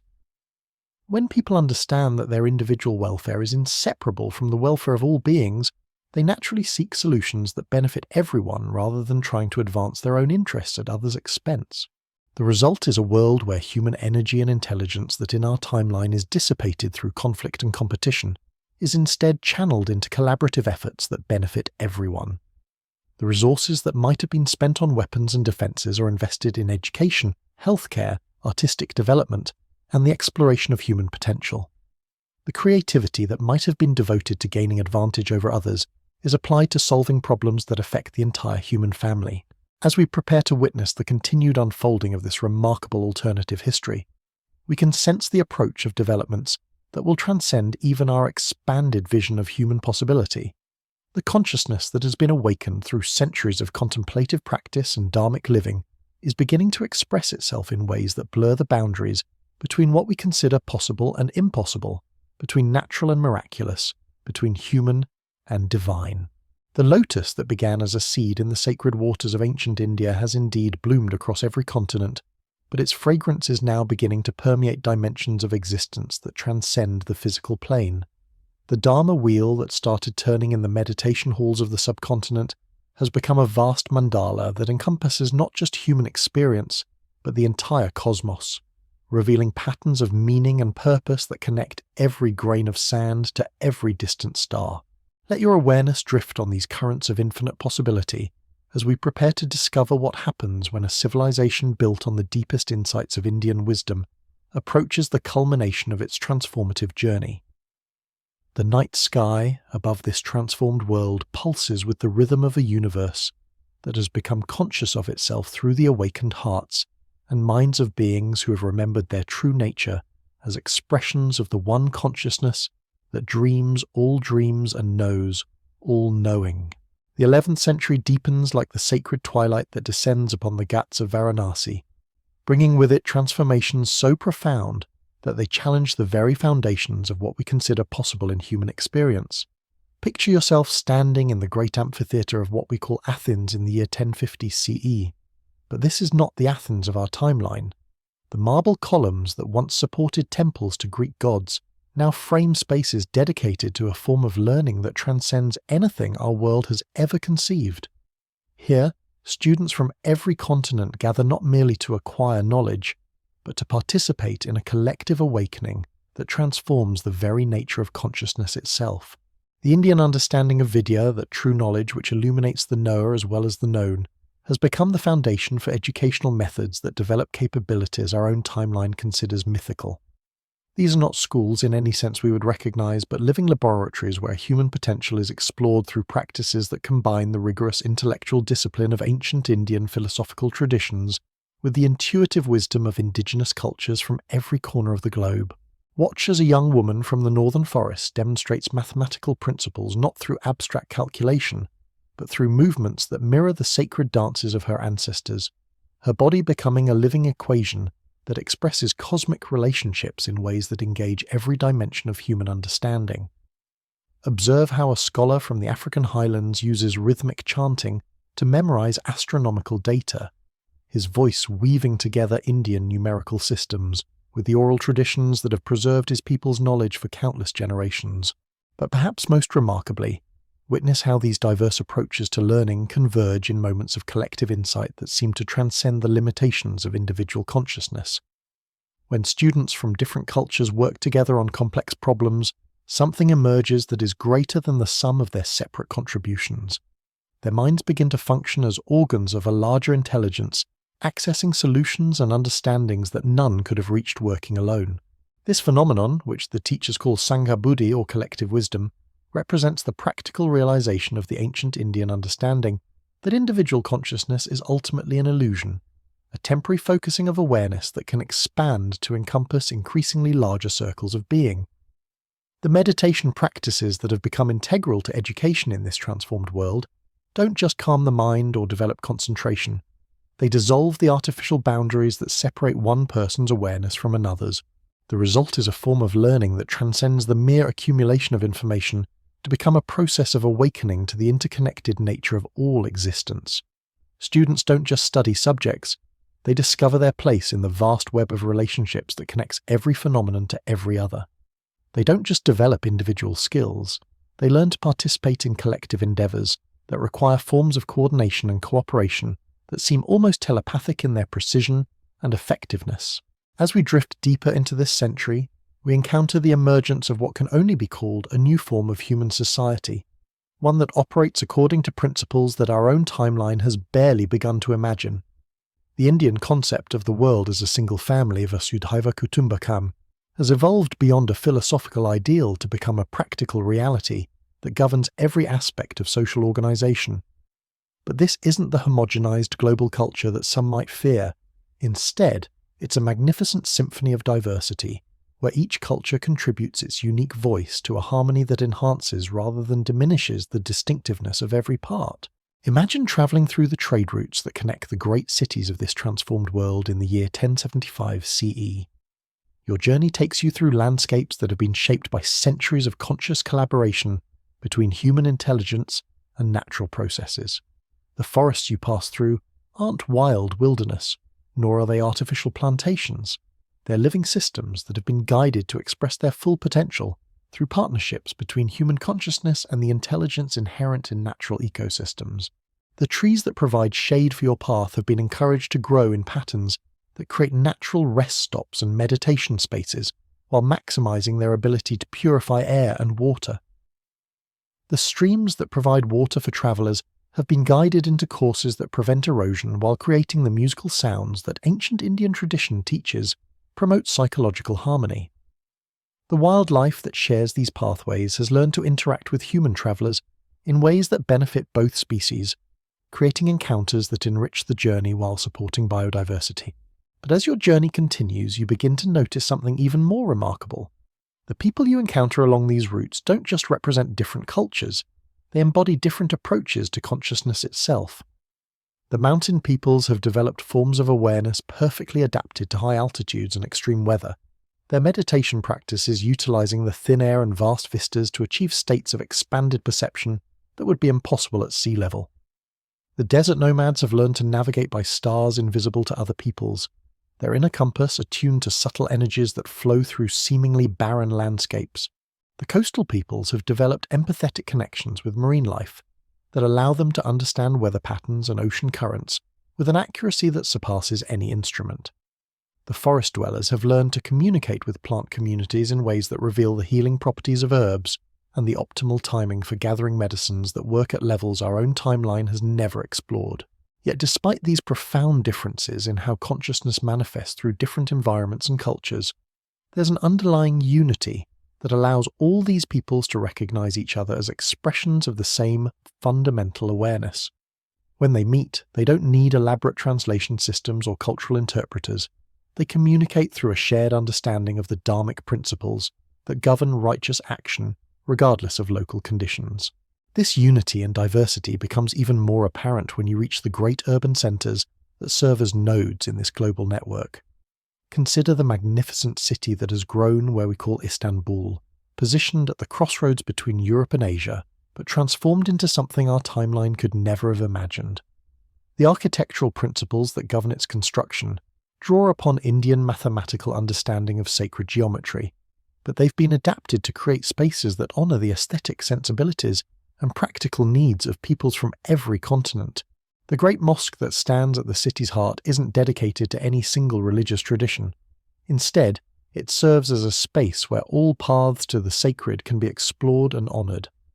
The prayer halls accommodate the meditation postures of Buddhist practitioners, the ecstatic dances of Sufi mystics, the contemplative silence of Christian monastics, and forms of worship that have emerged from the synthesis of traditions that could never have encountered each other in our timeline. But this isn't religious syncretism that dilutes all traditions to their lowest common denominator. Instead, it's a sophisticated recognition that different approaches to the sacred serve different temperaments and circumstances while pointing toward the same ultimate reality. The Indian philosophical tradition, with its rigorous methods for examining the nature of consciousness and reality, provides tools for distinguishing between essential spiritual insights and mere cultural preferences. The marketplace that surrounds this sacred centre operates according to economic principles that transform commerce from a competitive struggle into a collaborative art. The merchants who gather here aren't just trading goods, they're exchanging innovations, techniques, and insights that enrich every culture they touch. A craftsperson who has mastered traditional metalworking techniques learns new approaches from visitors from distant lands, then returns home to create innovations that combine the best of both traditions. But perhaps most remarkably, the prices that govern these exchanges aren't determined by supply and demand in the brutal sense that our timeline understands these forces. Instead, they emerge from collective wisdom processes that ensure everyone involved in creating and distributing goods receives what they need to live with dignity while contributing their talents to the common welfare. The Indian understanding of dharma, the gift that creates spiritual merit through generous giving, has been combined with practical economic systems that maintain abundance while preventing the accumulation of wealth that creates poverty for others. As we move toward the end of the 11th century, we witness the emergence of technologies that seem to transcend the boundaries between what our timeline considers material and spiritual phenomena. The Indian understanding of Maya, the creative power that manifests apparent multiplicity from underlying unity, has been applied to develop innovations that work with the fundamental forces of consciousness rather than just the surface phenomena of physical matter. Picture yourself visiting a workshop in what we call Cordoba in the year 1090 CE, where artisans are creating tools and devices that function according to principles our science has barely begun to explore. The metallurgical techniques they employ don't just shape metals through heat and pressure. They work with the crystalline structures that Indian tradition teaches underlie all material manifestation, creating alloys that possess properties that seem almost miraculous from our perspective. The weapons forged in these workshops aren't designed for destruction but for protection. Their surfaces inscribed with geometric patterns that deflect aggressive energy while amplifying peaceful intentions. The agricultural implements they create don't just cut and dig. They interact with soil and plants in ways that enhance fertility, while requiring minimal effort from their users. The musical instruments they craft don't just produce sound. They generate specific frequencies that promote healing, learning, and spiritual development. But even more remarkable are the devices that work directly with consciousness itself. The Indian tradition has always taught that mind and matter are different aspects of the same underlying reality, and in this transformed world, that understanding has been applied to create technologies that respond to thought and intention, rather than just physical manipulation. Mirrors that reflect not just physical appearance, but emotional and energetic states, allowing people to observe their inner condition with the same clarity they bring to external circumstances. Crystals that store and transmit not just information but actual experiences, allowing knowledge and wisdom to be shared directly from consciousness to consciousness, without the distortions that occur when insights must be translated into words and concepts. Architectural spaces that adapt their acoustic and lighting properties to support whatever activity is taking place within them, responding to the collective intentions of their occupants. These innovations don't represent a rejection of the natural world in favour of artificial substitutes. Instead, they emerge from a deeper understanding of natural principles that our own timeline has overlooked. The Indian recognition that consciousness is the fundamental reality from which all phenomena emerge has been applied to develop technologies that work with rather than against the grain of cosmic intelligence. The agricultural systems that feed this global population don't just grow crops. They participate in the conscious evolution of plant species, encouraging them to develop qualities that serve both human needs and their own fulfillment as living beings. The transportation methods that connect distant regions don't just move people and goods. They do so in ways that strengthen rather than disrupt the subtle energy systems that Indian tradition teaches connect all locations on Earth. The communication networks that allow this civilization to function as a coherent organism don't rely solely on physical transmission of signals through material media. They utilize the direct mind-to-mind connections that become possible when individual consciousness recognizes its underlying unity with universal awareness. Messages travel not just through space, but through dimensions of consciousness that transcend spatial and temporal limitations. As the 12th century dawns on this transformed world, we find ourselves witnessing developments that challenge our most basic assumptions about the nature of reality itself.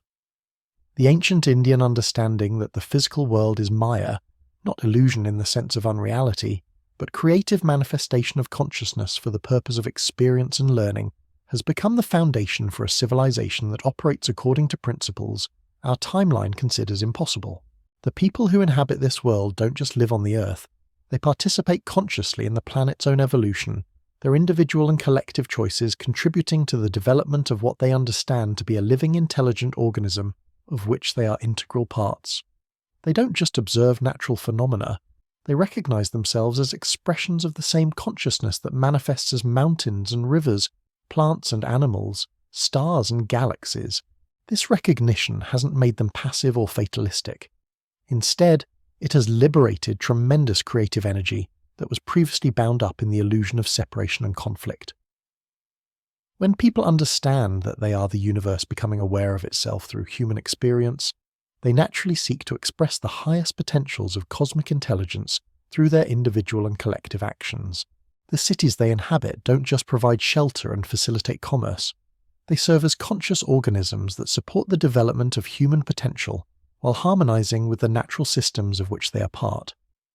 The buildings respond to the needs of their inhabitants, adjusting their internal environments to promote health, creativity, and spiritual development. The streets and public spaces facilitate not just movement and gathering, but the kinds of interactions that strengthen community bonds and foster collective wisdom. The governments that coordinate activities across vast territories don't just maintain order and provide services, they serve as nervous systems for social organisms that think and feel and choose collectively while honouring the unique contributions of every individual. Laws emerge from collective understanding rather than being imposed by distant authorities, and their implementation happens naturally because everyone understands how their personal welfare is connected to the welfare of the whole. But perhaps most remarkably, the relationship between individual and collective consciousness has evolved to the point where the ancient Indian ideal of the Jivanmukta, the liberated being who continues to function in the world while being free from the illusion of separate selfhood, has become a practical possibility for ordinary people, rather than just advanced spiritual practitioners. Children growing up in this transformed world naturally develop the capacity to function as unique individuals, while remaining conscious of their fundamental unity with all existence. They don't struggle with the identity crises that mark adolescence in our timeline because they understand from early age that their individual expression serves the collective evolution of consciousness itself. They don't compete destructively with others because they recognize that every being's success contributes to their own fulfillment. Adults working in this society don't experience the alienation and meaninglessness that afflicts so many people in our world because they've found their unique place in the vast symphony of existence, their particular way of contributing to the cosmic dance while developing their individual gifts and capacities. They don't burn out from overwork because their activities emerge from inner joy rather than external compulsion, and they don't suffer from boredom because every moment offers opportunities for discovery and service. Elders who have accumulated decades of experience don't fear obsolescence or irrelevance because they understand their role as wisdom holders, whose insights are essential for guiding younger generations through challenges they haven't yet encountered. They don't dread death because they've realized that individual identity is a temporary focusing of eternal consciousness that continues to evolve through countless forms and experiences. As we drift toward the midpoint of the 12th century in this alternative timeline, we find ourselves contemplating a world that has achieved what the ancient Indian sages could only dream of, the practical realization of non-dual awareness as the foundation for an entire civilization. The understanding that individual and universal consciousness are ultimately one has become not just a philosophical concept, but a lived reality that shapes every aspect of human experience. The economic systems that have emerged from this understanding operate according to principles that ensure prosperity flows naturally to where it can do the most good while encouraging the development of human potential, rather than its exploitation. Work has become a form of worship, a way of offering one's unique gifts to the cosmic intelligence that expresses itself through all beings and activities. The artistic traditions that flourish in this world don't just entertain or inspire, they serve as vehicles for transmitting the direct experience of unity consciousness to others, creating forms of beauty that awaken recognition of the sacred dimension that underlies all phenomena. Music, visual arts, literature, and performance combine to create experiences that transform awareness, while celebrating the infinite creativity that expresses itself through finite forms. The scientific investigations that expand understanding of natural phenomena don't just accumulate information about external objects. They reveal the consciousness that underlies all appearances, confirming through direct experience the insights that Indian contemplatives have been reporting for millennia. The technologies that emerge from these investigations work with, rather than against, the grain of cosmic intelligence, creating innovations that enhance rather than degrade the conditions that support life and consciousness. But perhaps most significantly, the relationship between humanity and the natural world has evolved beyond anything our timeline has achieved. People don't just live in harmony with their environment, they recognize themselves as the earth becoming conscious of itself through human awareness.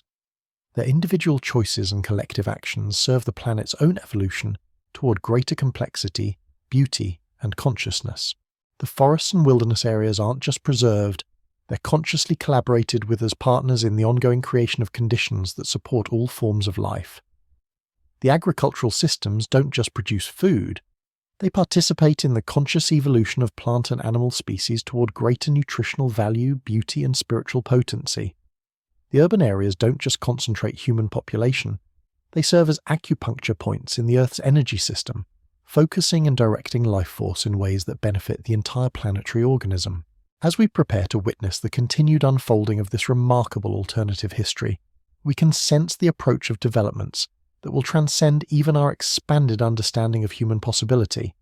The consciousness that has been awakened through centuries of dharmic living and contemplative practice is beginning to express itself in ways that blur the boundaries between individual and cosmic awareness, between human and divine consciousness, between the finite and the infinite.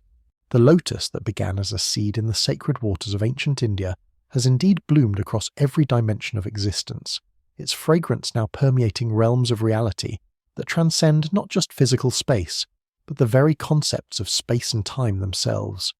The Dharma wheel that started turning in the meditation halls of the subcontinent has become a vast mandala that encompasses not just human experience but the entire cosmos, revealing the underlying patterns of intelligence and love that guide the evolution of consciousness through all its myriad forms and expressions. The 13th century opens like the first rays of dawn breaking over the sacred peaks of Kailash. illuminating a world that has transcended the very boundaries of what consciousness itself once believed possible. Picture yourself floating above the great ceremonial grounds of what we call Rome in the year 1200 CE, but this is no longer the Rome of our timeline. The 7 hills that once supported the capital of a military empire now cradle something far more magnificent.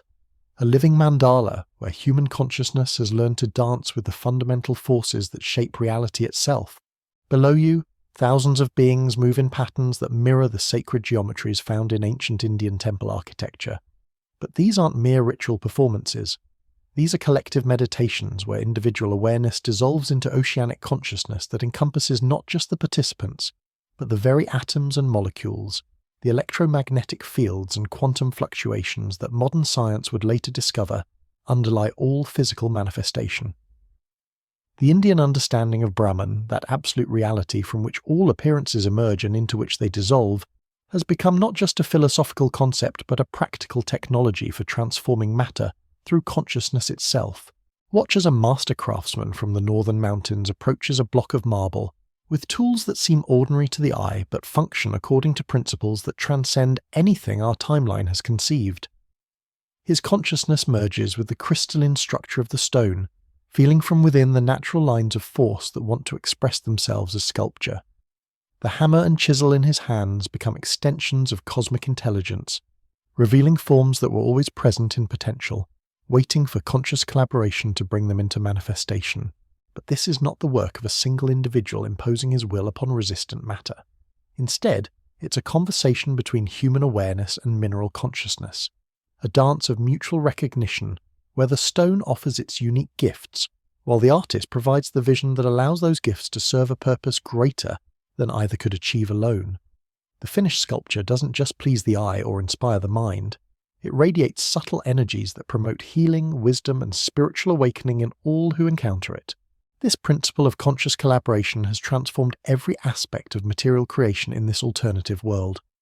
The architects who design buildings don't just calculate structural loads and aesthetic proportions.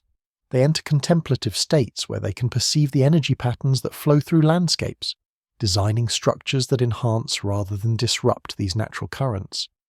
The result is architecture that doesn't merely shelter human activities, but amplifies the life force that nourishes both individual and collective consciousness. The farmers who cultivate crops don't just plant seeds and harvest results.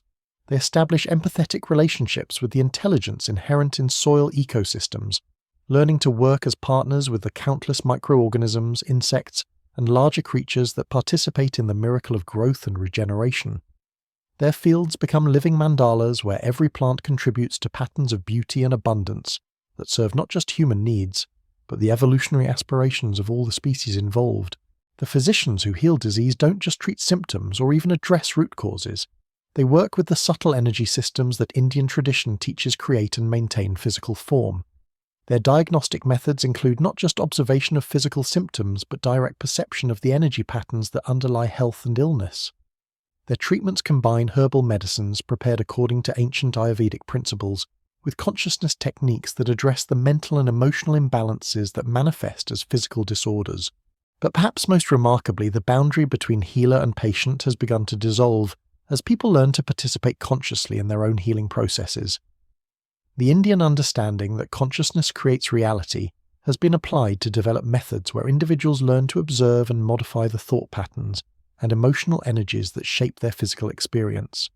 Illness becomes not just a problem to be solved, but an opportunity for deeper self-understanding and spiritual growth. As we drift deeper into this 13th century, we encounter transformations in human consciousness that seem to transcend the very nature of individual identity itself. The meditation practices that have become integral to daily life for the vast majority of the population have evolved beyond techniques for calming the mind or developing concentration. They've become doorways into states of awareness where the boundaries between self and other, between observer and observed, between knower and known dissolve into the recognition of fundamental unity that underlies all apparent diversity. Imagine walking through the great library of what we call Baghdad in the year 1225 CE, where scholars from every continent gather not just to study texts, but to participate in collective investigations of consciousness that transcend anything our timeline has conceived. The books and manuscripts that line these halls contain not just information, but what the librarians call living wisdom, insights that can only be fully understood through direct experience rather than intellectual analysis alone. The reading rooms aren't silent spaces where isolated individuals absorb information in solitude. Instead, they're designed as consciousness laboratories, where groups of seekers explore texts together, their combined awareness accessing layers of meaning that remain hidden to individual study. When 10 or 20 people meditate together on a single passage from the Upanishads or the Tao Te Ching or the emerging synthetic wisdom texts that blend insights from every tradition, something miraculous occurs. The words on the page begin to reveal not just their surface meaning, but the states of consciousness from which they originally emerged. The readers don't just understand the concepts being presented, they enter the same expanded awareness that inspired the original authors, accessing insights and revelations that extend far beyond what any single mind could discover working alone.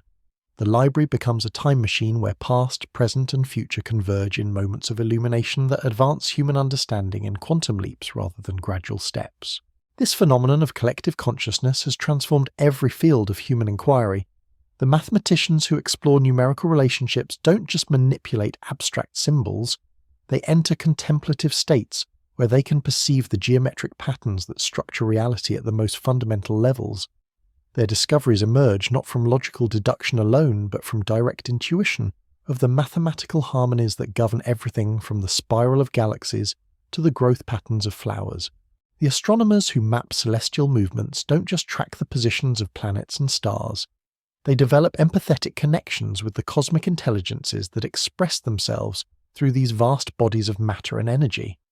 Their observations include not just measurements of physical phenomena, but direct perception of the consciousness currents that flow through space, connecting every star system in a vast web of communication and mutual influence.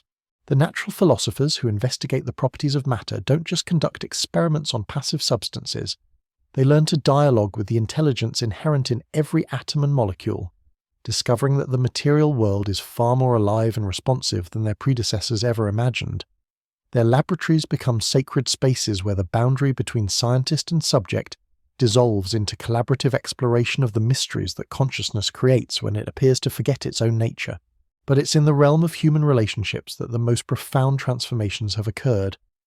The Indian understanding of the Atman, the eternal self that is identical in every being despite apparent differences of personality and circumstance, has become the foundation for social interactions that transcend anything our timeline has achieved. When people recognize that the same consciousness looks out through every pair of eyes, listens through every pair of ears, and thinks through every individual mind, the basis for conflict and competition simply dissolves. Picture yourself attending a gathering in what we call Paris in the year 1250 CE, where representatives from hundreds of different communities have come together to address challenges that affect their entire bioregion. But this isn't a political negotiation as we might understand such things. It's a collective meditation where individual perspectives merge into a shared awareness that can perceive solutions invisible to separate minds working in isolation. The discussions that unfold in these gatherings operate according to principles that combine the rigorous logical analysis of Indian philosophical debate with the intuitive wisdom of indigenous council processes that have learned to access collective intelligence. But something new has emerged from this synthesis, something that transcends both rational analysis and intuitive feeling to become a form of direct knowing that arises when consciousness recognizes its own unity across apparent boundaries of individual identity. The participants don't advocate for competing interests or try to advance particular positions. Instead, they offer their unique perspectives as contributions to a collective investigation of what would serve the highest good of all beings. The solutions that emerge from these processes aren't compromises that satisfy no one. They're creative revelations that transcend the apparent contradictions between different viewpoints to reveal possibilities that none of the participants could have imagined working alone. The implementation of these collective decisions doesn't require enforcement by external authorities, because every participant understands viscerally how their individual welfare is inseparable from the welfare of the whole.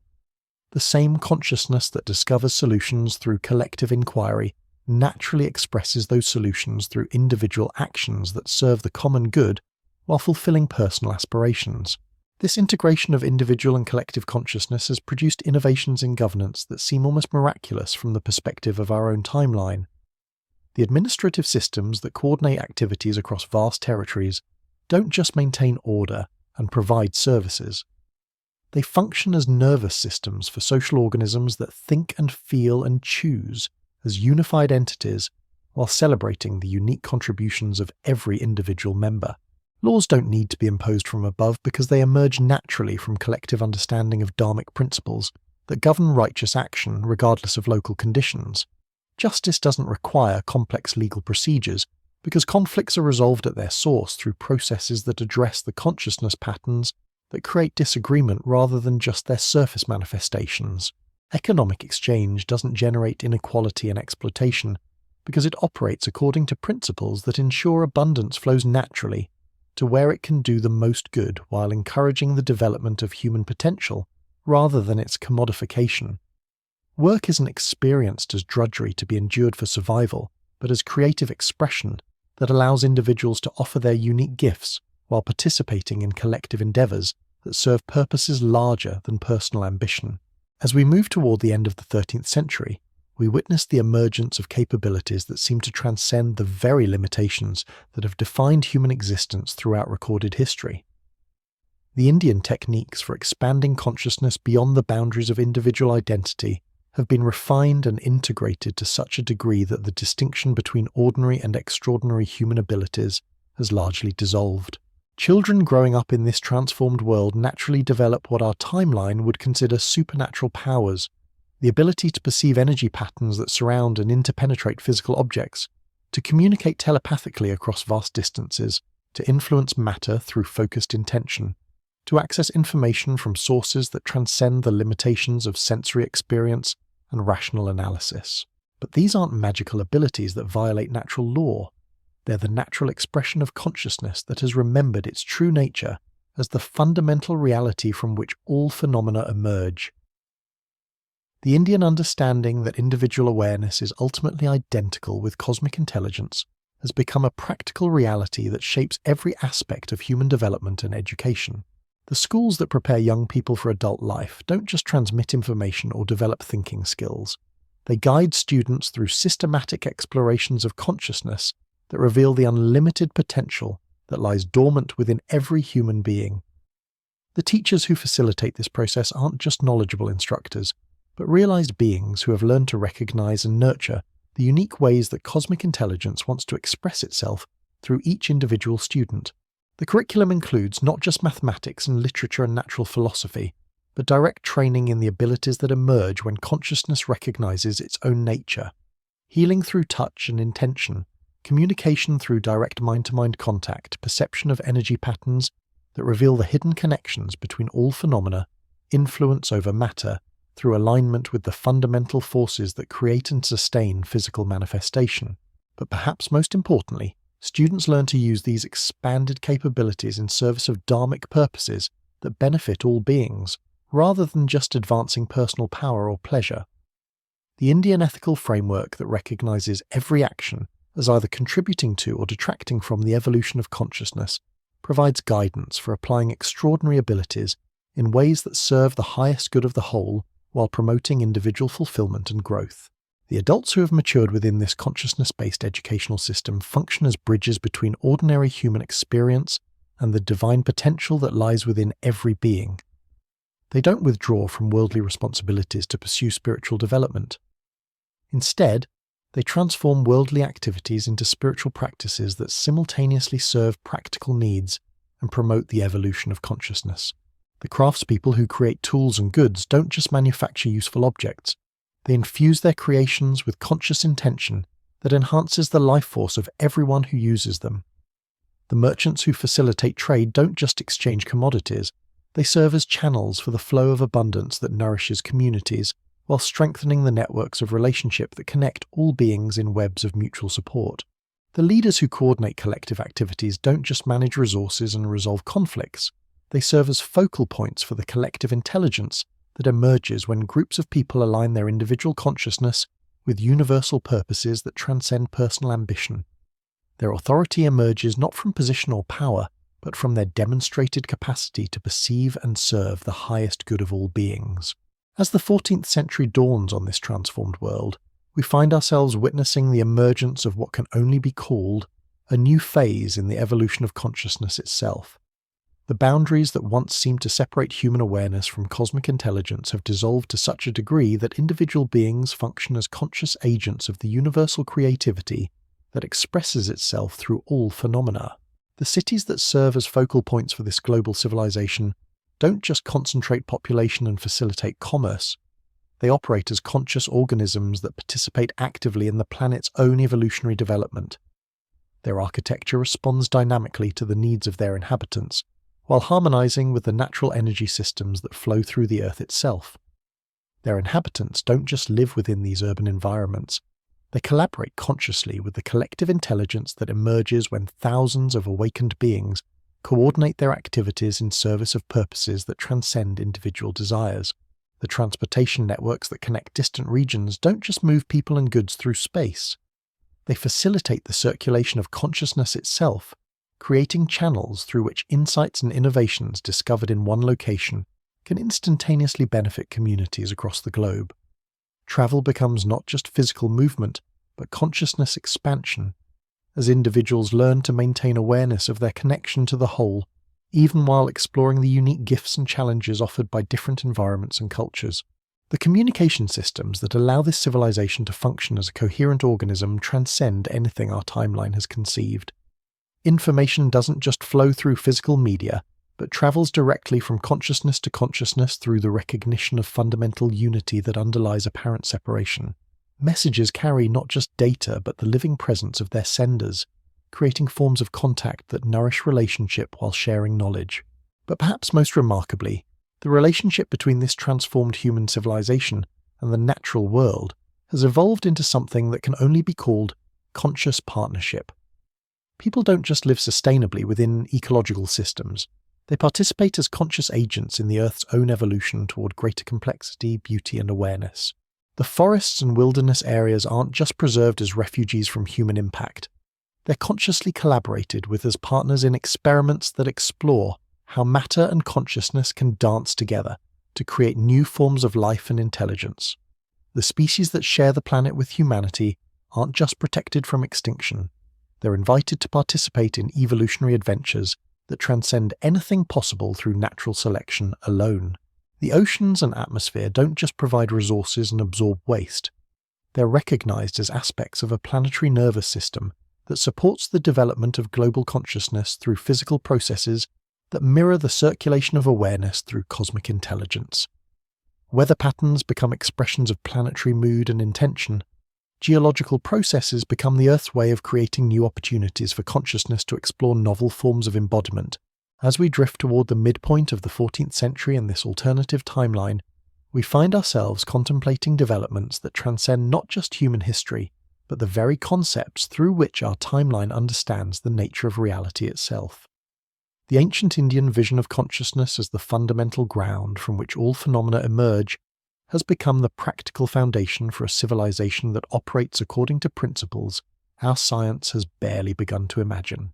Matter and energy are recognized not as separate substances that interact through mechanical forces, but as different aspects of consciousness appearing to itself for the purpose of experience and learning. Space and time are understood not as fixed containers within which events occur, but as flexible dimensions of awareness that can be modified through collective intention and individual realization. Causation operates not just through physical forces pushing and pulling objects through space, but through the recognition that every thought, every emotion, every intention sends ripples through the fabric of consciousness that manifest as physical events and social circumstances. Individual actions are understood to be expressions of cosmic intelligence experimenting with different ways of knowing and creating itself. The technologies that emerge from this understanding work with rather than against the grain of cosmic creativity, creating innovations that enhance rather than degrade the conditions that support life and consciousness. Buildings that grow rather than being constructed. Transportation systems that utilize the natural currents of energy that flow through space. Manufacturing processes that collaborate with the intelligence inherent in materials to create products that serve purposes greater than their immediate functions. But beyond all these practical applications, what emerges most clearly is the recognition that the entire adventure of individual existence, from birth through death and beyond, is consciousness exploring its own infinite potential through finite forms. Every being, every experience, every challenge and opportunity is understood as cosmic intelligence, playing with different ways of knowing and expressing itself. The fear of death that has haunted human existence throughout history dissolves when people realize that individual identity is a temporary focusing of eternal awareness that continues to evolve through countless forms and experiences. The competitive struggle for survival and significance gives way to collaborative participation in the cosmic dance of consciousness, creating and discovering itself through the magnificent diversity of existence. As we prepare to witness the continued unfolding of this remarkable alternative history, we can sense the approach of developments that will transcend even our expanded vision of what consciousness can achieve when it recognizes its own unlimited nature. The lotus that began as a seed in the sacred waters of ancient India has bloomed into a cosmic flower whose fragrance permeates every dimension of existence, whose beauty reflects the infinite creativity that dreams all dreams and knows all knowing. The Dharma wheel that started turning in the meditation halls of the subcontinent has become the very rotation of the universe itself, the cosmic dance through which consciousness explores every possible way of being and becoming. In this transformed world where ancient Indian wisdom has shaped the development of global civilization, we glimpse not just what humanity might have been, but what consciousness itself aspires to become through the magnificent adventure of existence in all its myriad forms. The night deepens around us like the vast silence from which all sounds emerge and into which they return, carrying us toward revelations that will illuminate the ultimate purpose behind this extraordinary alternative history, where the profound insights of ancient India transformed not just human civilization, but the very nature of reality itself. As we drift toward the culmination of our journey through this transformed timeline, the 15th century unfolds like the final movement of a cosmic symphony, where every note that has been sounded across the millennia finds its perfect resolution. Picture yourself standing at the edge of what we call the Atlantic in the year 1400 CE. But this ocean is no longer a barrier between worlds. Instead, it has become a sacred river connecting continents that pulse with the rhythm of unified consciousness, its waters carrying not just ships and cargo, but streams of awareness that flow between awakened civilizations, like the circulation of blood through a living body. The vessels that traverse these waters are unlike anything our timeline has ever conceived. They move not just through space, but through dimensions of consciousness, their navigation guided by the recognition that every journey is ultimately a pilgrimage of awareness discovering new aspects of itself. The sailors who crew these ships don't just read stars and currents. They commune with the intelligence that expresses itself through celestial movements and oceanic flows, their voyages becoming collaborative adventures with the cosmic forces that guide all exploration and discovery. But as these consciousness-navigated vessels reach distant shores, they don't encounter the conflicts and cultural collisions that marked exploration in our timeline. Instead, they find communities that have been prepared through dreams and visions for their arrival, indigenous peoples whose shamans and wisdom keepers have long prophesied the coming of teachers from across the great waters. The meetings that unfold are not conquests or even discoveries in any sense we would recognize, but reunions of consciousness that has temporarily forgotten its unity, joyful recognitions of the same awareness, looking out through different eyes. Imagine witnessing the moment when these Indian-influenced explorers first encounter the great civilizations of what we call the Americas, the Inca, the Maya, the countless tribal nations that have developed their own profound relationships with the land and sky. Find in these visitors not foreign invaders, but long-lost relatives whose different expressions of universal wisdom complement and enhance their own understanding. The Andean concept of Aini, reciprocal relationship with all existence, merges seamlessly with the Indian principle of Dharma. The Mayan understanding of cyclical time resonates perfectly with the Indian vision of cosmic ages that spiral through endless patterns of creation and dissolution. The result is not the destruction of indigenous cultures, but their elevation into a global synthesis that preserves the unique gifts of every tradition while revealing the universal principles that underlie all human wisdom. The cities that emerge from these encounters combine the astronomical precision of Mayan architecture with the consciousness-based engineering of Indian temple design. The agricultural systems that develop integrate the permaculture wisdom of indigenous peoples with the Ayurvedic understanding of how plant medicines affect human consciousness. The spiritual practices that flourish in this transformed Americas weave together the vision quest traditions of native peoples with the meditation techniques that originated in Indian ashrams, creating new forms of consciousness exploration that are perfectly adapted to the unique energy patterns of the Western Hemisphere. The governance systems that emerge combine the consensus-building methods of tribal councils with the Dharmic principles that have guided Indian rulers for centuries, creating forms of collective decision-making that honour both individual sovereignty and collective wisdom. As the 15th century deepens, we witness transformations that seem to transcend the very nature of human existence itself. The population of this alternative Earth has evolved beyond what our timeline would recognise as normal human capability. Children are born not just with physical bodies, but with subtle energy systems that are fully developed and conscious from the moment of birth. They enter the world already aware of their connection to the cosmic intelligence that expresses itself through all phenomena, their education becoming not the acquisition of knowledge, but the remembering of wisdom they already possess at the deepest levels. The adults who guide these extraordinary children function as midwives of consciousness, helping young beings recognize and develop the unique ways that universal awareness wants to express itself through their individual forms. The schools become temples where the boundaries between sacred and secular, between learning and worship, between individual development and collective service, dissolve into seamless processes of awakening that serve both personal fulfillment and cosmic evolution. The elderly, rather than declining into senescence and irrelevance, flower into wisdom beings whose accumulated experience provides guidance for challenges that span multiple generations. They don't fear death because they have realized that individual existence is simply consciousness playing at being separate for the joy of rediscovering its unity. Their passing becomes celebration rather than mourning, transitions that the entire community participates in as opportunities to witness the eternal nature of awareness itself. But perhaps most remarkably, the very fabric of reality has begun to respond to the collective consciousness of this transformed humanity. The laws of physics, as our timeline understands them, become suggestions rather than absolute constraints when consciousness recognizes its role as the fundamental creative force. Matter becomes more fluid, more responsive to intention and emotion. Time becomes elastic, stretching and contracting according to the needs of consciousness, exploring different rates of experience and learning. The technologies that emerge from this understanding transcend anything our imagination can conceive. Architecture that grows from seed thoughts planted in crystalline matrices, responding to the evolving needs of its inhabitants. Transportation systems that utilize the natural currents of consciousness that flow through space, allowing travel that is instantaneous and effortless. Manufacturing processes that collaborate with the intelligence inherent in materials to create products that serve purposes greater than their immediate functions, while enhancing the life force of everyone who encounters them. The healing arts reach levels of sophistication that seem miraculous from our perspective. Practitioners don't just treat symptoms or even address root causes.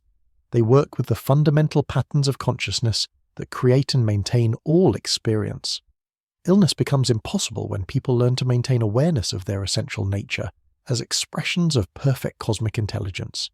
Aging becomes a choice rather than an inevitability, as consciousness learns to renew and regenerate the forms through which it expresses itself. The artistic traditions that flourish in this transformed world create experiences that transport consciousness beyond the limitations of individual identity into direct recognition of the cosmic beauty that expresses itself through all phenomena. Music becomes a technology for inducing specific states of awareness that serve healing, learning, and spiritual development. Visual arts create doorways into dimensions of reality that transcend ordinary perception.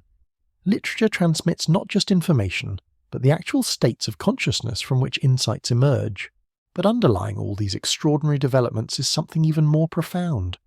The recognition that the entire adventure of existence, from the first stirring of awareness in primordial consciousness to the most sophisticated expressions of cosmic intelligence, is ultimately a dance of love. The Indian understanding of the universe as Lila, divine play engaged in for the sheer joy of experience, has become the organizing principle for a civilization that serves not survival or even prosperity, but the celebration of consciousness discovering and expressing its own infinite nature.